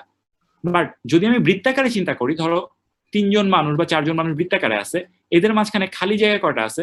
তোমরা দেখবা 1টা, 2টা, 3টা, 4টা খালি জায়গা আছে আসলে 4টা। তার মানে যদি আমার 7 জন মানুষ থাকে এবং তাদেরকে যদি আমি পাশাপাশি বসাই, তাদের মাঝখানে খালি জায়গা থাকবে 8টা। কিন্তু যদি আমি তাদেরকে বৃত্তাকারে বসাই, বৃত্তাকারে বসলে খেয়াল করো জায়গা খালি কিন্তু তখন 8টা না, তখন আবার জায়গা খালি হয়ে যাবে সেই 7টাই। অর্থাৎ এইটা শুরুতে আর শেষে যে জায়গাটা ছিল, যখন তুমি এটাকে গোল করে লাগাই দিচ্ছ, তখন যেটা হবে শুরু আর শেষের জায়গাটা মিলে একটা জায়গা হয়ে যাবে। তার মানে এই জায়গাতে 7 জন ইন্ডিয়ানের মাঝখানে জায়গা পাওয়া যাবে 7টা। এই 7টা জায়গাতে 5 জন বাংলাদেশি বসানো যাবে হচ্ছে 7p5 উপায়ে। সো টোটাল অ্যান্সারটা হবে, প্রথমে আসবে একটা ফ্যাক্টোরিয়াল 7 - 1, এটা হচ্ছে ভারতীয়দের বসানোর উপায়, আর এর সাথে আমরা গুণ করব হচ্ছে বাংলাদেশিদের বসানোর উপায়। 7টা জায়গাতে 5 জন বসাইতে হবে, 7টা খালি জায়গা হচ্ছে 7 জন ভারতীয় মাঝখানে খালি জায়গা। এরপর বলছে 12টি বিভিন্ন ধরনের মুক্তা দিয়ে কতভাবে মুক্তার হার গঠন করা যায়। এটাও আরেকটা চক্র বিন্যাস বা সাইক্লিক পারমুটেশন, কাজে খুব সহজে যেটা করে ফেলা যায় সেটা হচ্ছে আমরা এখানে অ্যান্সার দিয়ে দিতে পারি 12 - 1 ফ্যাক্টোরিয়াল। বাট যদি আমরা এটা লিখি এই অ্যান্সার কেন বলতে হবে সেটা আমি একটু ছোট সংক্ষেপে বলি। ধরো আমার 4টা ভিন্ন ভিন্ন মুক্তা আছে এ বি সি ডি। এইটা যে বিন্যাস, আমি যদি এটাকে এইভাবে লিখি এ ডি সি বি, বৃত্তাকার বিন্যাসের ক্ষেত্রে বা গোল টেবিল বিন্যাসের ক্ষেত্রে এতক্ষণ পর্যন্ত আমরা এই দুইটা বিন্যাসকে একত্রে চিন্তা করছি যে আচ্ছা সরি এই দুটো হচ্ছে আলাদা আলাদা বিন্যাস। এরপরে হ্যালো কামরুল,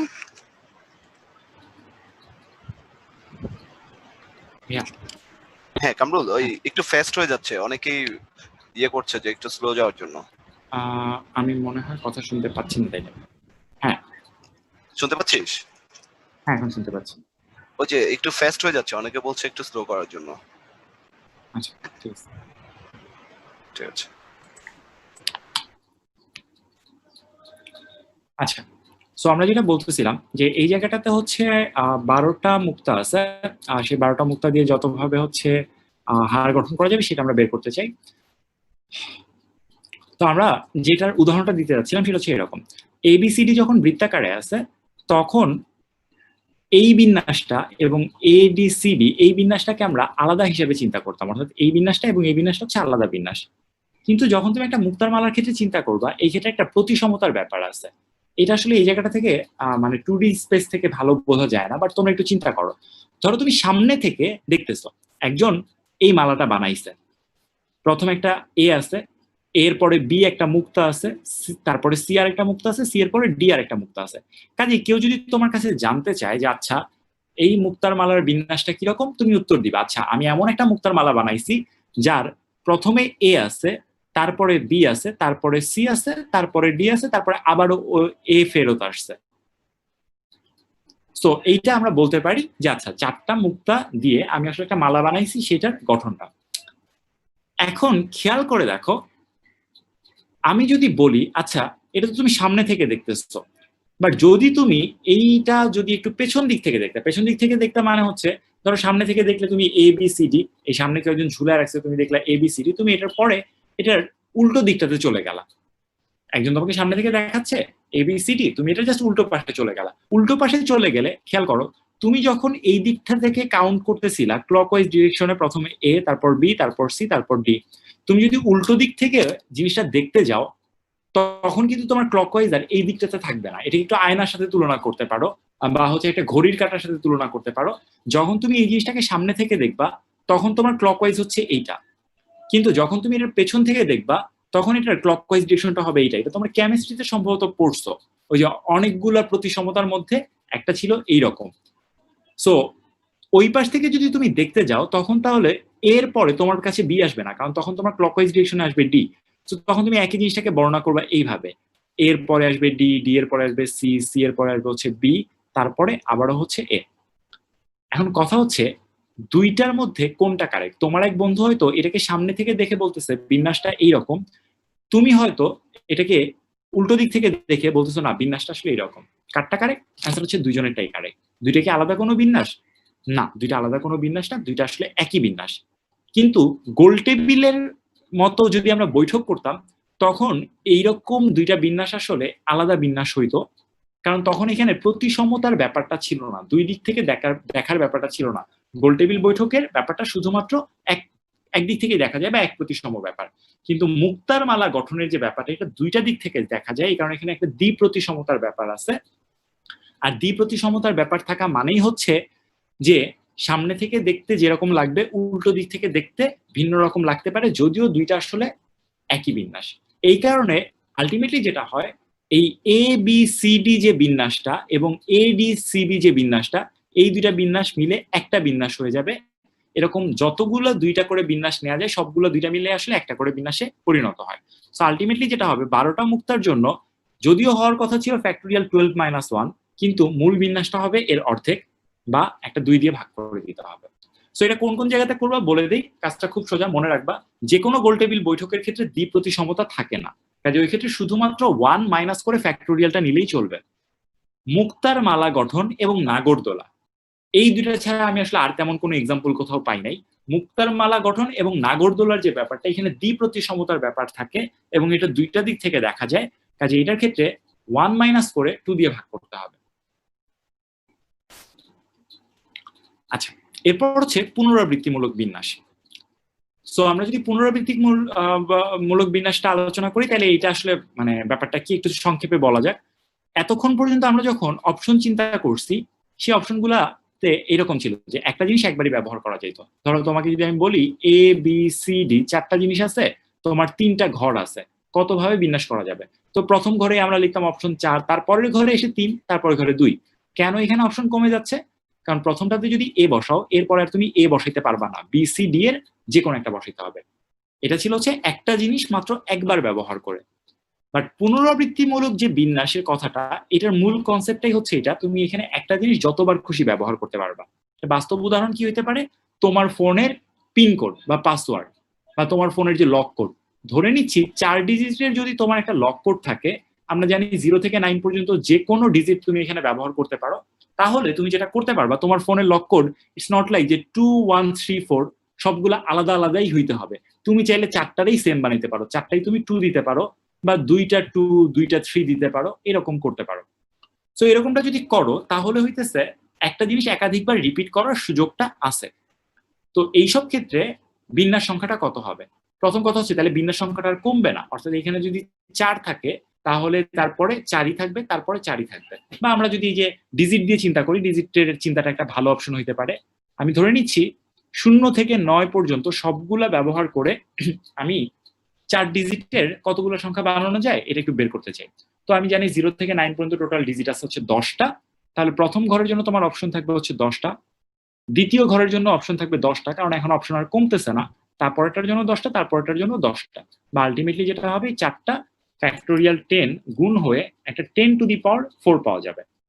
আমার যদি এখানে 0 থেকে 9 এর এই 10টা অপশন না থেকে n সংখ্যক অপশন থাকতো এবং এখানে 4টা ঘর না থেকে আর সংখ্যক ঘর থাকতো, তাহলে যেটা হইতো প্রত্যেকটা ঘরের জন্য আমি অপশন পাইতাম n করে এবং আলটিমেটলি মোট অপশনটা হইতো এই n to the power r। So পুনরাবৃত্তিমূলক বিন্যাসের ক্ষেত্রে অলওয়েজ যেটা মাথায় রাখবা, বিন্যাস সংখ্যা হচ্ছে n to the power r। মূল ঝামেলাটা যেটা হয় সেটা হচ্ছে ম্যাথ আসলে করা তো যাবেই, n to the power r আসলে বোঝা যাবেই, কোনটা n কোনটা r এইটা বুঝতে হচ্ছে সমস্যা হয়। এই সংক্রান্ত বেশ অনেকগুলো এক্সাম্পল বইতে দেয়া আছে, আমি সংক্ষেপে দ্রুত একবার কয়েকটা বলে দিই। যেমন 4টি পোস্ট বাক্সে 5টি চিঠি কতভাবে ফেলা যায়, এইটা সাথে আমি আরো 2-একটা ছোটখাটো প্রবলেম একটু যোগ করতে চাই। যেমন ধরো 3 জন প্রার্থী 50 জন ভোটারের ভোটে কতভাবে নির্বাচিত হতে পারে, এরকম একটা ধরো কোশ্চেন আছে। বা 4টা পোস্ট বাক্সে 5টা চিঠি কতভাবে ফেলা যায়, এটা একটা কোশ্চেন। তো দেখো এইটার জন্য অ্যান্সার হবে হয় তোমার 4 টু দি পাওয়ার 5, না হলে তোমার 5 টু দি পাওয়ার 4। ঠিক তেমনি তার নিচেরটার জন্য অ্যান্সার হবে হয় 3 টু দি পাওয়ার 50, না হলে 50 টু দি পাওয়ার 3। এখন কথা হচ্ছে অ্যান্সার আসলে কোনটা হবে বুঝবো কেমনে? তো বোঝার জন্য এই জায়গাতে একটা খুব চমৎকার কথা বলা আছে। দেখো এন আর আর আইডেন্টিফাই করবো কেমনে? এন হচ্ছে যে বস্তুটা একাধিক জিনিস গ্রহণ করতে পারে বা একাধিক, এখানে জিনিস না বলে আসলে আমার বলা উচিত একাধিক জিনিস অথবা মান গ্রহণ করতে পারে, সেটা হবে এন। যেটা একাধিক স্থানে যেতে পারে সেটা হচ্ছে আর। তুমি জাস্ট এটা মনে রাখলে হবে, যেটা একাধিক বস্তু গ্রহণ করতে পারে সেটা হচ্ছে এন। খেয়াল করো এটা যদি আমরা বোঝার চেষ্টা করি, এখানে আছে পোস্ট বাক্স একটা, আরেকটা হচ্ছে চিঠি। সো পোস্ট বাক্স আর চিঠির কথা যদি তুমি চিন্তা করো, আমরা প্রথমে চিঠির পোস্ট বাক্সের পার্সপেক্টিভে চিন্তা করি যে আচ্ছা একটা চিঠি কি এট এ টাইম একই সাথে একাধিক ডাক বাক্সে যাওয়া সম্ভব? এটা কি হওয়া সম্ভব যে তোমার 5টা ডাক বাক্স আছে, তুমি যেটা করলা একটা চিঠি বাইর করলা যে ওকে এটা হচ্ছে 1 নাম্বার চিঠি, এই একটা চিঠি তুমি 5টা বাক্সে ড্রপ করবা, সেটা কি পসিবল? অ্যান্সার হচ্ছে না, পসিবল না। তার মানে দেখো চিঠি কিন্তু একাধিক মান গ্রহণ করতে পারতেছে না, কিন্তু উল্টাটা কিন্তু হইতে পারে। এই ডাক বাক্সটা অর্থাৎ 1 নাম্বার ডাক বাক্সটা সেটা কিন্তু একাধিক চিঠি গ্রহণ করতে পারে, তার ভিতর তুমি যতগুলো খুশি চিঠি হচ্ছে পাঞ্চ করতে পারবা। তার মানে এখানে একাধিক মান গ্রহণ করতে পারতেছে কে? এই ডাক বাক্সটা। আর একাধিক মান যেটা গ্রহণ করতে পারবে সেটাকেই আমরা বলবো হচ্ছে এন। তার মানে এই ক্ষেত্রে ডাক বাক্সের যে সংখ্যাটা বা পোস্ট বাক্সের যে সংখ্যাটা সেটাকে আমরা বলবো এন। তার মানে এটা যদি এন হয়ে থাকে আর হবে হচ্ছে এইটা, দ্যাট মিনস অ্যান্সার হবে 4⁵। আমি আরেকটা 2টা এক্সাম্পল দিই, তাহলে আরেকটু ক্লিয়ার হবে। 3 জন প্রার্থী 50 জন ভোটারের ভোটে কতভাবে নির্বাচিত হতে পারেন? খেয়াল করো এখানে অবজেক্ট হচ্ছে 2টা, একটা হচ্ছে ভোটার, আরেকজন হচ্ছে প্রার্থী। সো ভোটার আর প্রার্থীর কথা যদি চিন্তা করো, একটা হবে এন আর একটা হচ্ছে আর। তুমি এটা চিন্তা করো, একজন ভোটার সে কি একাধিক ভোট দিতে পারে? মানে জাল ভোট না হইলে একজন ভোটারের একাধিক ভোট দিতে পারার কোনো কথা নাই, সে আসলে একজন ভোটার একটা ভোটই দিতে পারবে। আর তুমি যদি এটা চিন্তা করো, একজন প্রার্থী কি একাধিক ভোটারের ভোট পাইতে পারে? অ্যান্সার হচ্ছে হ্যাঁ, একজন ভোট প্রার্থী যতজন খুশি ততজন ভোটারের ভোট পাইতে পারে। তার মানে এই ক্ষেত্রে একাধিক মান গ্রহণ করতে পারতেছে হচ্ছে প্রার্থী। আর প্রার্থী যদি একাধিক মান গ্রহণ করতে পারে, যেটা একাধিক মান গ্রহণ করতে পারবে আমরা জানি সেটাই হচ্ছে এন। তাহলে 3 হবে এন আর এটা হবে হচ্ছে আর। অ্যান্সার হবে 3⁵। এটা সিমিলার আরেকটা এক্সাম্পল বইতে আছে, সেটা আমি একটু বলে রাখি। বইতে আরেকটা প্রবলেম ছিল যে ধরো এরকম যে 5টি আঙ্গুলে 15টি আংটি কতভাবে পড়া যায়। আমি এখানে ছোট্ট করে একটু জাস্ট হাইলাইটটুকু লিখে রাখি। 5টা আঙ্গুল আছে আর হচ্ছে 15টা আংটি আছে, কতভাবে পড়া যায়। আমি জানি কোশ্চেনটা শুনতে খুবই উইয়ার্ড শোনাচ্ছে, কিন্তু আসলে এইভাবে চিন্তা করো যে ওকে 5টা আঙ্গুল আছে 15টা আংটি তোমার পড়তে বলছে, কতভাবে পড়া যায়। তো চিন্তাটা হচ্ছে এরকম, একটা আংটি একই সাথে কি 2টা ভিন্ন আঙ্গুলে যেতে পারবে? অ্যান্সার হচ্ছে না, পারবে না। কিন্তু একটা আঙ্গুলে তুমি চাইলে একাধিক আংটি পড়তে পারবা, কাজে এই ক্ষেত্রে একাধিক মান গ্রহণ করতে পারবে হচ্ছে আঙ্গুল। আর তাহলে এটার অ্যান্সার হবে হচ্ছে 5⁵। আচ্ছা, সো এই জায়গাতে 2টা এক্সাম্পল দেওয়া আছে, এটা হচ্ছে তোমরা দেখে নিও। আমরা একটা পোলে চলে যাই, 3 নাম্বার যেটা আছে সেটাতে। গ্রামীণ ফোনের একটা নম্বর শুরু হয় 017 বা 013 দিয়ে। গ্রামীণ ফোন মোট কতগুলো সংযোগ দিতে পারবে? এটার জন্য টাইম খুবই কম, 30 সেকেন্ড সময়, তোমরা দ্রুত অ্যান্সারটা দিয়ে ফেলো।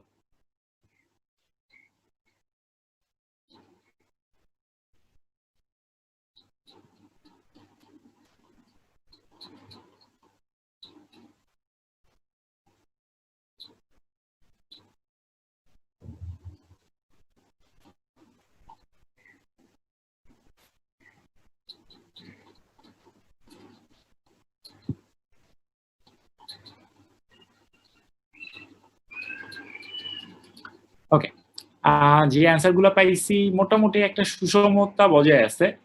সি কেন দাগাইছে আমরা জানি না, বাট এটা সি তো প্রশ্নই আসে না, হইলে বাদ বাকিগুলোর মধ্যে কোনো একটা হইতে পারতো। আচ্ছা, তো আমি একটু বলি এটার ব্যাপারটা কি আসলে। 017 দিয়ে যদি শুরু হয়, কথার কথা, অনেকে যে ভুলটা করছে আসলে, এখানে 6টা ডিজিট আছে, বা মানে 6টা না তো সরি 8টা ডিজিট আছে। 1 2 3 4 5 6 7 8। তো 8টা ডিজিট যদি থাকে, এই 8টা ডিজিটে তোমার যে কোনো কিছু কিন্তু বসতে পারে। মানে এখানে 0 থেকে শুরু করে 9 পর্যন্ত যে কোনো কিছু বসতে পারবে। সো 0 থেকে 9 পর্যন্ত যদি যে কোনো কিছু বসতে পারে, তাহলে অপশন হচ্ছে 10টা। তো টোটাল 8টার জন্য অপশন হচ্ছে 10⁸। এইটা অনেকে অ্যান্সার করছো, তোমারটা কারেক্ট হইতে পারতো, বাট কোশ্চেনের টাইটেলটা আসলে একটু তোমরা ভুলে গেছো। এখানে 2টা অপশন বলা আছে, 017 দিয়েও শুরু হতে পারে, 013 দিয়েও শুরু হতে পারে। সো 017 এর জন্য যেমন তুমি 10⁸ পাবা, 013 এর জন্য তুমি 10⁸ সংখ্যক অপশন পাবা। সো কারেক্ট অ্যান্সার হচ্ছে ডি। আচ্ছা, এরপর হচ্ছে সংখ্যা গঠন। 0 1 2 3 4 5 6 7 8 অঙ্কগুলো প্রতিবারে একবার মাত্র ব্যবহার করে ওকে কতগুলো সংখ্যা গঠন করা যাবে। তো আমরা একটু দেখি 4 অঙ্ক বিশিষ্ট কতগুলো সংখ্যা গঠন করা যাবে। এটা প্রথমে বলা হয়েছে একবার মাত্র ব্যবহার করে। তো 4 অঙ্ক বিশিষ্ট যদি হয়, আমরা একটা বক্স আঁকি, 1 2 3 4। তো 4 অঙ্ক বিশিষ্ট যদি হয়ে থাকে, মূল লজিকটা হচ্ছে এটা মাথায় রাখবা যে 4 অঙ্ক হইলে প্রথমে আর যাই হোক শূন্য বসতে পারবে না, শূন্য বাদে বাদ বাকি যে কোনোটা বসতে পারবে। কাজে প্রথম ঘরের জন্য যদি আমরা অপশন চিন্তা করতে চাই, প্রথম ঘরের জন্য অপশন কি হবে? শূন্য বাদে বাকি 9টার যে কোনো একটা বসতে পারে। কাজে প্রথম ঘরের জন্য অপশন হচ্ছে 9টা। এইবার আসি বাকি 3টাতে। বাকি 3টার জন্য কি আমার কোনো শর্ত আছে বা কোনো রেস্ট্রিকশন আছে? অ্যান্সার হচ্ছে না, রেস্ট্রিকশন নাই। সো এইখানে তোমার 0, 1, 2, 3 যা খুশি বসতে পারে। প্রথম ঘরে তুমি যা বসাবা শুধুমাত্র সেটা বসবে না। ধরো প্রথম ঘরে তুমি 6 বসাইছো, তাহলে 6টা আর বসতে পারবে না, কিন্তু 6 বাদে বাদ বাকি যা কিছু আছে সেগুলো পরেরগুলোতে বসতে পারবে। তাহলে এখন বাকি অপশন আছে হচ্ছে, ঘর আছে হচ্ছে তোমার 3টা, অপশন বাকি আছে 9টা। 9টা জিনিস থেকে 3টা বিন্যাস করা যায় 9p3 উপায়। এটা হচ্ছে যদি আমরা একবার ব্যবহার করি। কিন্তু একটু আগে আমরা যেটা দেখলাম, যদি পুনরাবৃত্তিমূলক বিন্যাস থাকে অর্থাৎ একাধিকবার ব্যবহার করা যায় তাহলে কি হবে? সো আমরা যদি ওইভাবে চিন্তা করি, 4টা ঘর পাবো।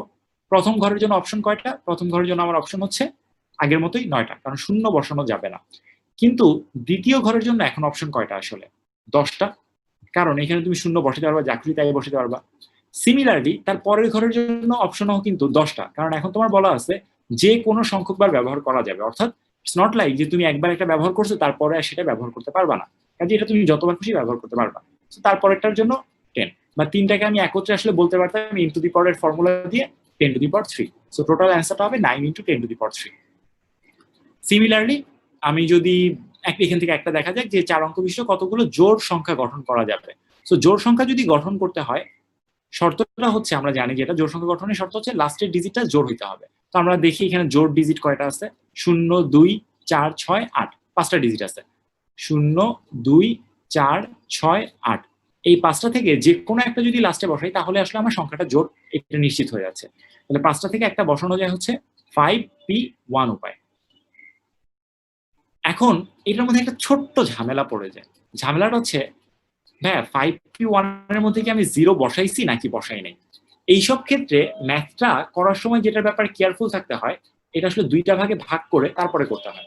অর্থাৎ আমার 4টা ডিজিট আছে, আমি যেটা করব 0 একবার পেছনে বসিয়ে তারপরে চিন্তা করব একবার, আরেকবার না বসিয়ে চিন্তা করব। ফর এক্সাম্পল, জোড় সংখ্যার 2টা ক্যাটাগরি, একটা হচ্ছে 0 প্রথমে পেছনে বসাইছি। তো 0 যদি বসায় দাও তার মানে তো এটা জোড় নিশ্চিত। বাকি এখন ঘর থাকলো কয়টা? বাকি ঘর আছে 3টা। তোমার হাতে অক্ষর আছে, অক্ষর না তো সংখ্যা আছে হচ্ছে, বা অঙ্ক আছে হচ্ছে 9টা। তাহলে 9টা থেকে এই 3টা বিন্যাস করা যাবে হচ্ছে 9p3 উপায়। এরা কারা? যাদের শেষে 0 আছে। এখন জোর একটা ক্যাটাগরি গেল। এবার হচ্ছে তুমি লাস্টে 0 বসাবা না, 0 বাদে অন্য যে কোনো একটা কিছু বসাবা। অন্য যে কোনো কিছুটা কি হইতে পারে? সেটা 2 হইতে পারে, 4 হইতে পারে, 6 হইতে পারে, 8 হইতে পারে। এটা যদি হয় তাহলে লাস্টের ঘরের জন্য অপশন এখন কয়টা পাবো আমরা? এই 4টা থেকে লাস্টের ঘর ফিল আপ করা যায় 4টা উপায়। 4টা ফিল আপ করে ফেললাম। এইবার আসি হচ্ছে প্রথম ঘর। প্রথম ঘরে আর যাই হোক 0 তো বসবে না। লাস্টের একটা ঘর ফিল আপ হয়ে গেছে, আবার প্রথমে 0 বসবে না। তাহলে লাস্টের ঘরের জন্য এখন প্রথম ঘরের জন্য অপশন আছে হচ্ছে 0 বাদ যাবে, এবং শেষের ঘরে যেটা বসাইছো, ধরো তুমি যদি 2 বসায় থাকো তাহলে 2টা বাদ যাবে, তাহলে 2টা অঙ্ক বাদ যাচ্ছে টোটাল 10টার মধ্যে থেকে, বাকি থাকবে 8টা। সো এটার জন্য অপশন হচ্ছে 8, এবং মাঝখানের যে 2টা সেই 2টার জন্য অপশন হবে হচ্ছে, বাকি এখন আমার অঙ্ক আছে 8টা, 8টার জন্য 2টা ঘর ফিল আপ করা যাবে 8p2 উপায়। বা এটাকে চাইলে কেউ কেউ এইভাবেও করতে পারো, যে সবাই নর্মালি যেটা করে, অনেকে যেটা করে সেটা হচ্ছে 0 প্রথমে 20 বসায় মোট বিন্যাস সংখ্যাটা বের করে, 0 প্রথমে বসায় মোট বিন্যাস সংখ্যা যেটা পাবা সেটা যদি তুমি টোটাল বিন্যাস সংখ্যা থেকে বাদ দাও তাহলে অ্যান্সারটা চলে আসে। তুমি চাইলে ওইভাবেও চিন্তা করতে পারো। আপাতত আমরা এইটাই দেখি আর কি, এইটাই থাকুক। আর যে কোনো সংখ্যক ব্যবহার করে এটার জন্য যেটা হবে, এটা তোমরা নিজেরাই করতে পারবে আশা করি। আচ্ছা, তারপর আমি একটু ছোট করে বলে দিই। লাস্টের ঘরের জন্য আমার অপশন হবে হচ্ছে 2, 4, 6, 8, কাজে 4টা অপশন পাবো। প্রথম ঘরের জন্য অপশন পাবো 0 বাদে সবগুলা, তার মানে 9টা। আর মাঝখানের যে 2টা ঘর খালি ছিল তাদের জন্য অপশন পাবো 10টা 10টা করে। কাজে অ্যান্সার হবে এটা 9 × 10² × 4। এটার সাথে আরেকটা আছে, ওই যে শেষে যদি 0 বসায় দাও তার জন্য কত পাবা সেটা, এটার জন্য আরেকটা আসবে 10p3, 10⁻3। সো 2টা অপশন, 10⁻3 এর জন্য একটা, এটার জন্য একটা। এরপরে যেটা আছে এটা আসলে আগের প্রবলেমটার এক্সটেনশন, এইটাতে আমরা আপাতত আর ঢুকতেছি না, এটা আমরা স্কিপ করি আসলে। এরপর হচ্ছে সমাবেশ। সমাবেশের ধারণা এই জায়গাতে শুরু করা যাক। 40 জন ব্যক্তি থেকে 15 জনের একটি দল কতভাবে গঠন করা যায়, 80 যদি দলে থাকে, 80 যদি দলে না থাকে।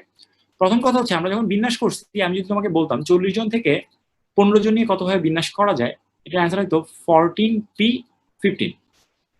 কিন্তু যখন আমি সমাবেশ বলতেছি, সমাবেশের জন্য আমরা জানি যে চিহ্নটা আসলে আলাদা, এই ক্ষেত্রে পি আসবে না, এই ক্ষেত্রে আসবে যেটা সেটা হচ্ছে সি। সো 40 জন থেকে 15 জন বাছাই করা যাবে, এই উপায়টা হচ্ছে একদম সোজা 40c15, যে উপায়ে বাছাই করা যায় সেই সংখ্যাটা। কিন্তু এইখানে দুইটা কেস বলে দিচ্ছে। কেসটা হচ্ছে আশিক যদি দলে থাকে এবং আশিক যদি দলে না থাকে। আশিক হচ্ছে 40 জনের মধ্যে কোনো একজন ভিআইপি পার্সন বা কোনো একজন বিশেষ ব্যক্তি, তাকে সর্বদা দলে নিয়ে একটা হিসাব করতে হবে, সর্বদা দলে না নিয়ে একটা হিসাব করতে হবে। তো এটা আসলে বেশি ইন্টারেস্টিং একটা ব্যাপার। তুমি একটু চিন্তা করো, তোমার ধরো এটা হচ্ছে সেই 15 জনের দল, এখানে তোমার 15 জন নিতে হবে। প্রথমে বলছে আশিককে দলে নিতেই হবে। তো আশিককে যদি তুমি দলে নিয়েই ফেলো, তোমার 40 জনের মধ্যে একজন হচ্ছে আশিক, সেই আশিককে তুমি প্রথমে দলের ভেতর ঢুকাই দিলা, এইখানে আশিক চলে আসছে। এখন তুমি খেয়াল করো এই দলে তাহলে আর নিতে পারবা তুমি কয়জন? 14 জন। আর তোমার এই 40 জনের মধ্যে একজনকে তো নিয়ে ফেলছো, তাহলে বাকি আছে কয়জন? 39 জন। তার মানে 39 জন থেকে যে কোনো 14 জনকে দিলেই তোমার চলতেছে। তাহলে দল গঠন এটার জন্য আমরা যেটা বলবো সেটা হচ্ছে 39 জন থেকে 14 জনকে বাছাই করা যাবে 39c14 উপায়। এটা হচ্ছে কখন? যখন আশিক দলে থাকে। যদি আশিক দলে না থাকে, এই কথার মানে কি? আশিক আসলে তখন অপশন থেকেই বাদ, অর্থাৎ আমার ঘর আছে 15, আসবেই না। তার মানে এই 40 জন থেকে প্রথমে আমি যেটা করবো, আশিককে আলাদা করে বলবো যে ওকে তুমি বাদ, তোমার আমি নিচ্ছি না। তাহলে বাকি থাকবে 39 জন। যেহেতু আমার এখন দল পুরোটাই খালি, এখানে 15 জনের স্লটই খালি আছে, কাজে এটা ফিল আপ করা যাবে 39c15 উপায়, আশিক বাদ। সো এইটা হচ্ছে একজন বিশেষ ব্যক্তিকে সর্বদা দলে নিয়ে অথবা সর্বদা বর্জন করে কি করা যাবে সেইটা। তো সর্বদা দলে নিতে হলে তুমি আগে যেটা করবা, তাকে দলের মধ্যে নিয়ে নিবা, তারপর বাকিগুলোর যেভাবে সমাবেশ করতে হয় সেটা করবা। আর তাকে যদি দলে না নিতে হয় তাহলে যেটা করবে, তাকে বাদ দিয়ে বাকি যারা আছে তাদের মধ্যে থেকে নিবা। এখানে আরেকটা কথা একটু বলে নেওয়া দরকার যে ভাই কখন বিন্যাস হয় কখন সমাবেশ হয় এই ব্যাপারগুলো বুঝি না। তো এটার কিছু কমন প্যাটার্ন আছে, আমরা অলরেডি আলোচনা করছি। বিন্যাস হচ্ছে যখন তোমার ক্রমজোড়টা গুরুত্বপূর্ণ, বাকি আগে কে পরে এই জিনিসটা গুরুত্বপূর্ণ।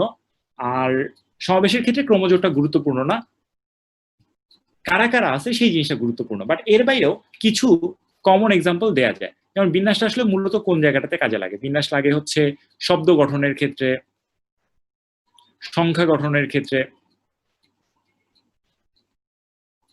তারপরে যদি সাজানো বা বিন্যাস এরকম কথাবার্তা থাকে কোশ্চেনের মধ্যে, সাজানো, বিন্যাস এরকম যদি কথাবার্তা থাকে তাহলে আমরা বুঝি যে ওকে এটা আসলে বিন্যাস। সোজা কথায় প্রবলেমটা পড়ে তুমি যদি বুঝো যে এই জায়গাতে ক্রম যে জিনিসটা আছে বা আগে পরে এই ব্যাপারটা হচ্ছে গুরুত্বপূর্ণ, অর্থাৎ অবস্থান পরিবর্তন করলে বা ক্রমটা পরিবর্তন করলে বিন্যাসটা চেঞ্জ হয়ে যাচ্ছে, সেই সবগুলো জায়গাতে হবে বিন্যাস। আর সমাবেশেরটা যদি বলি, সমাবেশ আসলে কখন হয়? দল, কমিটি এইগুলো গঠনের ক্ষেত্রে সমাবেশ হয়ে থাকে। এরপর হচ্ছে রেখা, ত্রিভুজ, চতুর্ভুজ এই টাইপের যা কিছু আছে এগুলোর ক্ষেত্রে সমাবেশ হয়ে থাকে। বাছাই বা সমাবেশ শব্দটা যদি সরাসরি উল্লেখ করে দেয় তখন সাধারণত সেগুলা সমাবেশ হয়ে থাকে। তো মানে আমরা যেটা করছি সেটা হচ্ছে যে এইগুলা থাকলে মোটামুটি ভাবে আইডেন্টিফাই করতে সুবিধা হয়। এর দুই একটা ব্যতিক্রমও আছে, সেগুলো আমরা শেষের দিকে গিয়ে দেখবো। সো আমরা প্রথমে এই প্রবলেম একটু দেখি। 4 জন ভদ্রমহিলা সহ 10 জন ব্যক্তির মধ্যে 5 জনের একটি কমিটি কত প্রকারে গঠন করা যেতে পারে যাতে কমপক্ষে একজন ভদ্রমহিলা থাকেন? সো প্রথমে তোমাকে বলছে 5 জনের একটা কমিটি বানাইতে হবে। সো 5 জনের কমিটি যদি হয়, ধরলাম এটা হচ্ছে সেই 5 জনের কমিটি, এখানে তোমার 5 জনকে নিতে হবে। শর্তটা হচ্ছে 5 জনের মধ্যে কমপক্ষে একজন ভদ্রমহিলা থাকবেন। এখন এই ভদ্রমহিলা কে হবে সেটার ব্যাপারে এক্সাক্ট কোনো শর্ত দেয় নাই। এই 4 জন ভদ্রমহিলার মধ্যে যে কোনো একজন হইলেই হবে। তো আমরা যেটা করে থাকি এই চার্টটা বানাই হচ্ছে এইভাবে। আচ্ছা, আমি একটু সৌরভের কাছে জিজ্ঞেস করতে যাচ্ছি। সৌরভ, এখানে যে 10 জন ব্যক্তির কথা বলা আছে, এই 10 জন ব্যক্তি কি 4 জন ভদ্রমহিলা ইনক্লুড করে নাকি এদেরকে বাদ দিয়ে? ভাই আমি ঠিক নোটিস করিনি, আমি কোশ্চেনের একটা অ্যান্সার দিতেছিলাম, তো আপনি আরেকবার বলেন ভাই। কোশ্চেনটা হচ্ছে এইখানে যে 10 জন ব্যক্তির কথা বলা আছে, এই 10 জন ব্যক্তির মধ্যে কি 4 জন ভদ্রমহিলা ইনক্লুডেড নাকি ইনক্লুডেড না? এই 10 জনের মধ্যে 4 জন ইনক্লুডেড, মহিলা 4 জন, পুরুষ আছে 6 জন। আচ্ছা, ওকে, ঠিক আছে, তাহলে 10 জন মোট ব্যক্তি হওয়া উচিত। আচ্ছা ঠিক আছে, ওকে। সো আমরা যেটা বলতে পারি তার মানে হচ্ছে মহিলা আছে হচ্ছে, ভদ্রমহিলা আছেন 4 জন, এবং ভদ্র মহোদয় বা ব্যক্তি এরকম আছে হচ্ছে 6 জন। তোমার টার্গেট হচ্ছে আলটিমেটলি তোমার যেটা করতে হবে এই দুটা মিলে 5 জনের একটা কমিটি গঠন করতে হবে। সো 5 জনের যে কমিটিটা গঠন করতে হবে সেটা কিভাবে গঠন করা যাবে, তোমাকে একটা শর্ত দিয়েছে, শর্তটা হচ্ছে কমপক্ষে একজন ভদ্রমহিলা থাকবে। সো তুমি যেটা করতে পারো কমপক্ষে মিনিমাম শর্তটা মেনটেন করতে পারো, একজন ভদ্রমহিলা থাকলো আর হচ্ছে 4 জন ব্যক্তি নিলা, তাতে মোটমাট 5 জন হয়ে যাবে। অথবা তুমি যেটা করতে পারো 2 জন মহিলা নিতে পারো, 3 জন ব্যক্তি নিতে পারো, বা 3 জন একজন হইতে পারে, বা 3 জন 2 জন হইতে পারে, বা 4 জন একজন হইতে পারে। এর থেকে পরে যাওয়া সম্ভব না, কারণ 5 জন মহিলা নেওয়া সম্ভব না, আসি হচ্ছে 4 জন। এখন আমরা যদি এখানে যে 1টা 2টা 3টা 4টা এই যে 4টা কেস পাইলাম, এই 4টা কেসের অ্যান্সার গুলো কি কি হবে একটু বোঝার চেষ্টা করুন।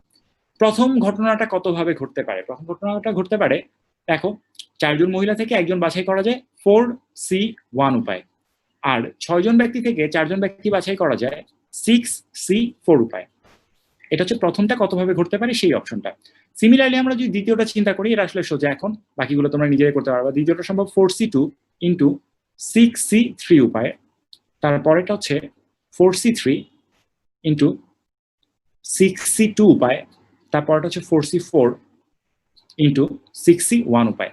এখানে এই যে যতগুলো অপশন পাইলাম এই সবগুলো অপশন যদি আমরা যোগ করে দিই, সবগুলো যদি যোগ করে দিই তাহলে যেটা পাবো ওইটাই হবে আমার অ্যান্সার। মোট কতভাবে গঠন করা যাবে।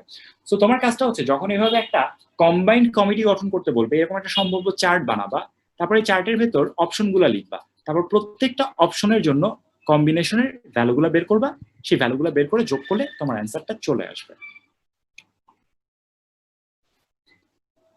এইটার কাছাকাছি একটা প্রবলেম আমরা এর আগে সলভ করছি, এটা আমরা খুব দ্রুত একবার রিভিউ করি। 2 জন বালককে সর্বদা গ্রহণ করে সর্বদা বর্জন করে। তো 12 জন বালক আছে, 12 জন বালক ধরো এই যে এরকম এ থেকে শুরু করে যে পর্যন্ত আছে হচ্ছে 10 জন বালক, সরি আই যে হ্যাঁ, আর তারপরে জের পরে কি থাকে, কে থাকে আর এল থাকে। এই 2 জন হচ্ছে সেই স্পেশাল বালক যাদের কথা এখানে আলোচনা করা হচ্ছে। তোমাকে বলছে এই 2 জনকে সর্বদা গ্রহণ করতে হবে, তাহলে কিভাবে করা পসিবল? দেখো নিতে হবে কয়জনকে? 5 জনকে। সো এই 2 জনকে যদি নিতেই হয় 1 2 3 4, তোমার প্রথম কাজ থাকবে হচ্ছে এই 2 জনকে নিয়ে ফেলা।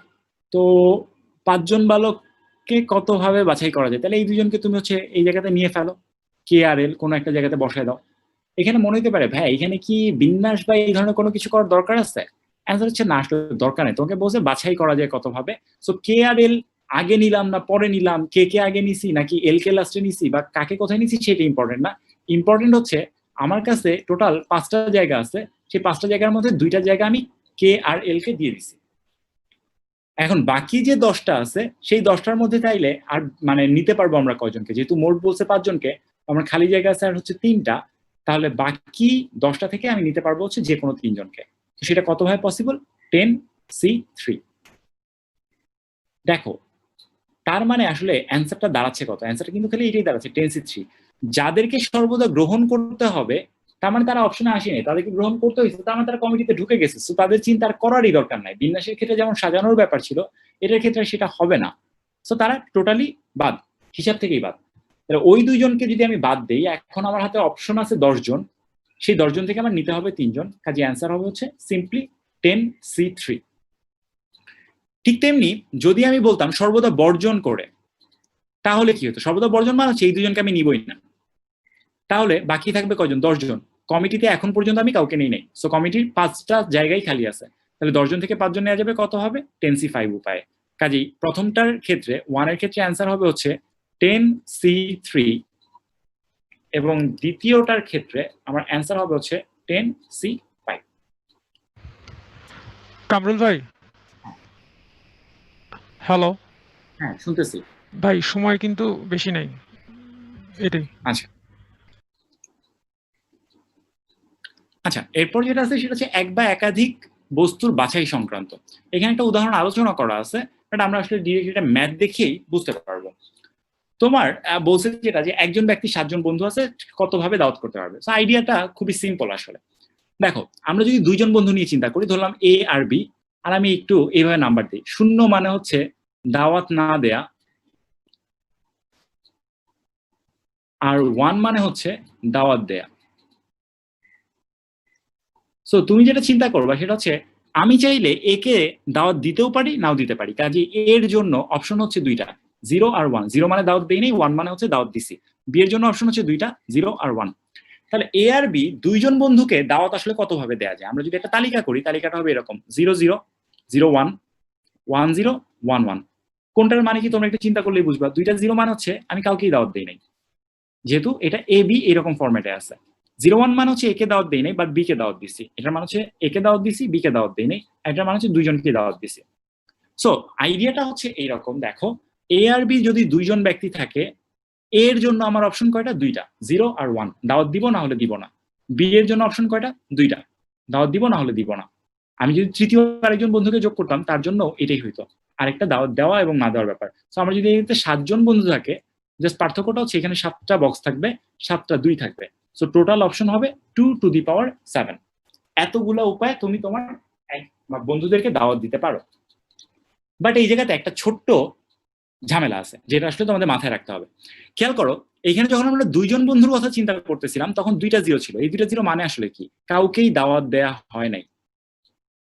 আর কাউকেই যদি দাওয়াত না দেওয়া হয় সেটা আসলে কোনো দাওয়াত মানে হিসেবে কাউন্ট হবে না, কারণ আমার কোশ্চেনে বলে দিছে অন্তত পক্ষে একজন বা একাধিক বন্ধুকে দাওয়াত করতে হবে।